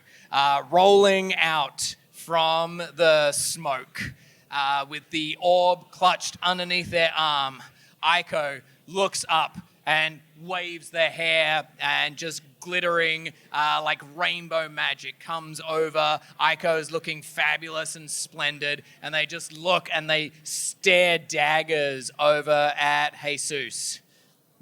Jesus Alvaro Torres, you may call yourself a bard of prestige and fame, but Is that what they are calling me? Focus, Aiko. There's only one way that I know how to deal with the passion and the conflict that ruptures within my soul right now. Bard battle, let's go, you and me! Yes! Aiko pulls out, summoning this magical lute. And more rainbow comes off of it, swirling around in the air, and he begins to play. I need an audience member to come up and please roll a performance check for Aiko. Do not do too good. Okay. This is actually something that Aiko is good at. We're finally there. Is he? I don't He's a know. plus 11 to this. He's a plus 11. It's going to be great. It's going to be great. Come on. That one. Okay, not bad. You know what? It's a 9. That means it's a 20. So we hit a 20. All right. Jesus. Yeah, performance check. Let's go. Yes, let's go. Oh. Gotta beat a 20. Nat 20. Oh, there it is. That's a 5. Aiko begins strumming. You see more illusory versions of Aiko come spreading out from him, creating this band. The music is just assaulting Jesus in waves. The smoke! It's not working for my vocal warm-up. If you don't know how to use the smoke, can you even call yourself a singer? He just keeps strumming away. All right. I need you to make a wisdom saving throw for me, please. 20. Oh, 20. You do not fall in love with Aiko in return. I find you attractive, but it's not meshing for me. It's all right. I have enough passion for both of us. As he deals 20 points of psychic damage to you through his performance. Aiko ends still holding on to the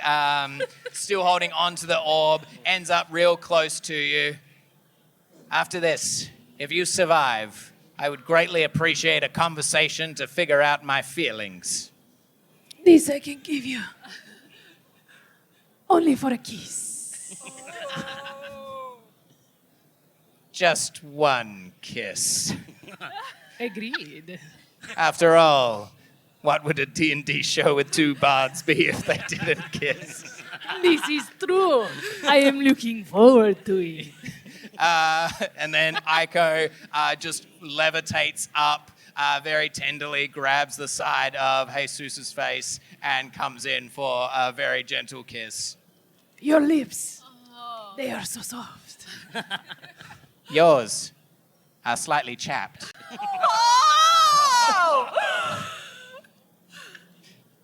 Take another 8 points of psychic damage.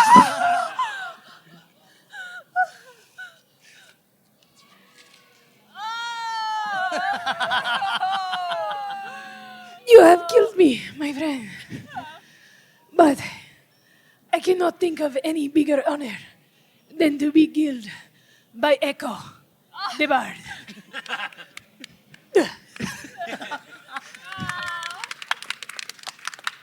Even in death, they get one over me. Gah!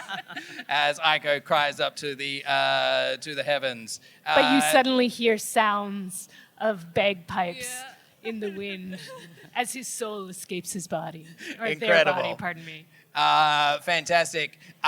Valencia looks around, seeing what is happening, looks over at Aiko.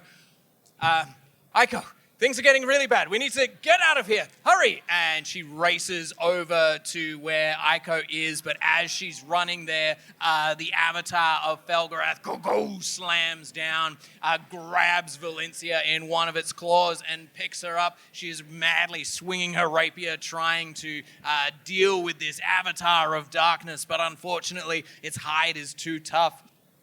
That's going to be Valencia. Unfortunately, Jesus is gone. Gargath is gone. That means we just have Skyfire left. Skyfire leaps up and she engages with Felgorath, the 2 titans, these dragons, as Skyfire sheds her dragonborn form, going back into her draconic form, slamming in. Valencia falls, scuttles down onto the ground. So these 2 dragons are going at it in the sky above this floating platinum heart as we come to the culmination, the final moment, because, you know, drama is great after all. Hey, Shadar. Yeah. You want to keep going with the ritual? Yeah. You want to see if you guys can summon Felgorath and bring this bad boy to a close? All right, let's go, Shadar. Do I have advantage or? Yes. She did roll a dirty 20 even without the advantage, so that means that you have advantage. You need a 9 or higher. Oh, no. Okay. Oh, no. Yeah. Oh, this is where I create so many problems for myself. Okay, beautiful. What does it look like as you engage this sacrifice right now?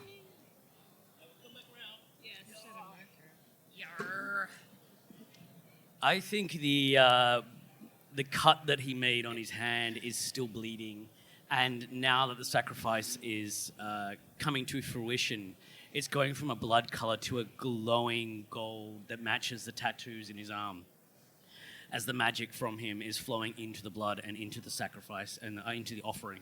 Incredible. As your blood flows up, the ritual is complete. The binding runes of darkness within this volcano basin flare with light. Cracks begin to come forth from the obsidian that is all around. Your blood glows up and it floods into this avatar of Felgorath, giving it life, giving it sustenance once more as you see those veins of purple flowing all throughout and its crab-like legs scuttling along, all armored as the pincers come in and try and attack Skyfire as Felgorath is now risen once more. There's a big as the volcano that you are in activates as the darkness that is within comes flooding up into Felgorath.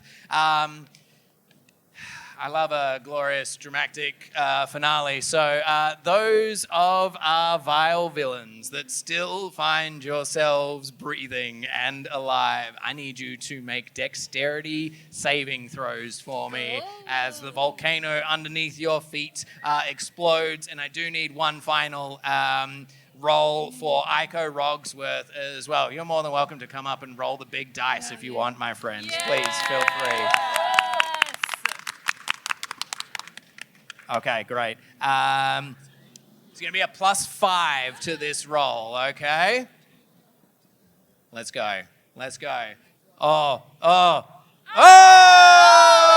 18! Incredible! With a 23, Iko Rogsworth, the wandering whimsy. It seems he may still have some fight in him left. Let's go down. What's 18. 18, okay, beautiful. 16, all right. 23. 23! Incredible. As all of this volcano, this dark obsidian volcano explodes up. This like black lava is flowing into Felgorath, increasing their size, giving them this additional strength. Skyfire sees this, darts to the side. Iko leaps over, grabs onto the tip of Skyfire's tail, hauls himself up, still having the black pearl underneath his arm, reaches out a hand. Valencia Velga jumping from one piece of flying stone to another, hurls herself through the air. Iko grabs the two of them, holding on to Skyfire. She begins to fly out as Felgorath is coming up, beginning to attack towards her. You said you still have a bonus action left? I think Iko has gone out of my range. I was going to walk up to him and enact the Wrath of Sea once again, if he is 5 feet within my range at any point during that turn. You know what? Why not? Sophie, can you just quickly roll a d20 for me? DC 14 con save. He's got +2. 15. 15. Yay! What is it? 15. Oh, he succeeds! Hey! Huzzah! Heroism! Okay. For my two vile villains who did not hit a 20 on your DC save, as the volcano explodes underneath you, you find yourselves caught up with all of the falling debris, and in slow motion, the black darkness comes up to consume you and have you be merged with Felgorath, Reaper of Sorrow. Shadar, as it was your turn, your death moment comes first. What is the last thing we see of Shadar? I think Shadar's survival instincts kick in, and he's going to try and get out of there, seeing everything collapsing. If I may have an extra bonus action. The panther is going to stop engaging in the fight with the wolf on his chest and is going to start glowing and expanding, and he is going to turn into a panther himself and start leaping from rock to rock on his way down. But as he does, a big chunk of obsidian just comes and takes him out as he disappears into the carnage and the collapsing mountain.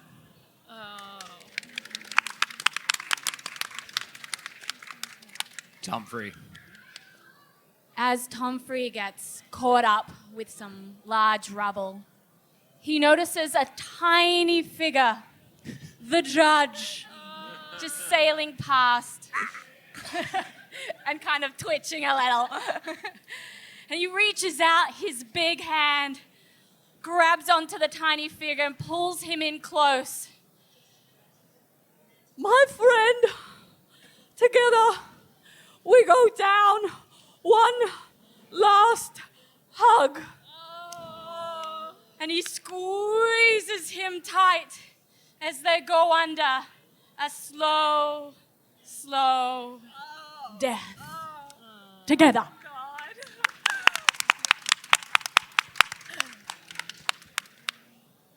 Felgorath, Reaper of Sorrow, takes to the skies, flying above this smoldering obsidian volcano, gorging themselves on all of the power that is flowing up into them. Skyfire swirling around with her two allies, now reassessing the tactical situation that lies before her, prepares herself to engage with deadly duel with Felgorath. And whilst this is happening, as two dragons circle in and amongst the darkness and smoke, a small beam of red. Iggy, what is the last moment that we see of Iggy? You do not have to have a death demise, for despite my best efforts, it seems that you will be the sole survivor of these group of vile villains. Iggy is very sad. It looks like social club won't be happening this week. Her survival instincts kick in. It's not really her that's thinking and feeling this. It is an entity within her that puppeteers her as the circle of embers emulsify and take over and take over and take over. And you see sort of clawing out of her clavicle golden wings of a phoenix. And with that, she is wrapped up in these wings, and smoke and cinders swirl around her as I will enact Pass Without a Trace to get out of here. Shadows cling to you. The last we see is the diving embers slowly floating down this dark volcanic mass. And we hear the roars of two dragons beginning to battle in the sky. And that's where we will finish our glorious narrative for today, as I now have to work in Felgorath, rising into the podcast that we do. Huzzah! We made it harder for ourselves. Villainy! Villainy! Thank you so much for coming and joining with our glorious adventures and giving your time to roll our massive dice wherever it has ended up. We are Twist of Fate. If you enjoyed us, we have a whole season of content that you can go and enjoy.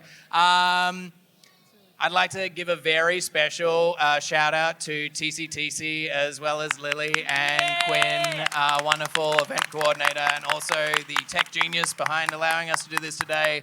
And thank you from the bottom of our hearts to each and every one of you that listened to the ridiculousness of our vile, villainous tale today. I hope you have a glorious rest of your Sunday, and feel free to grab one of the cards. There has a tell QR all your code friends. back. Yes. Yeah, tell all your friends.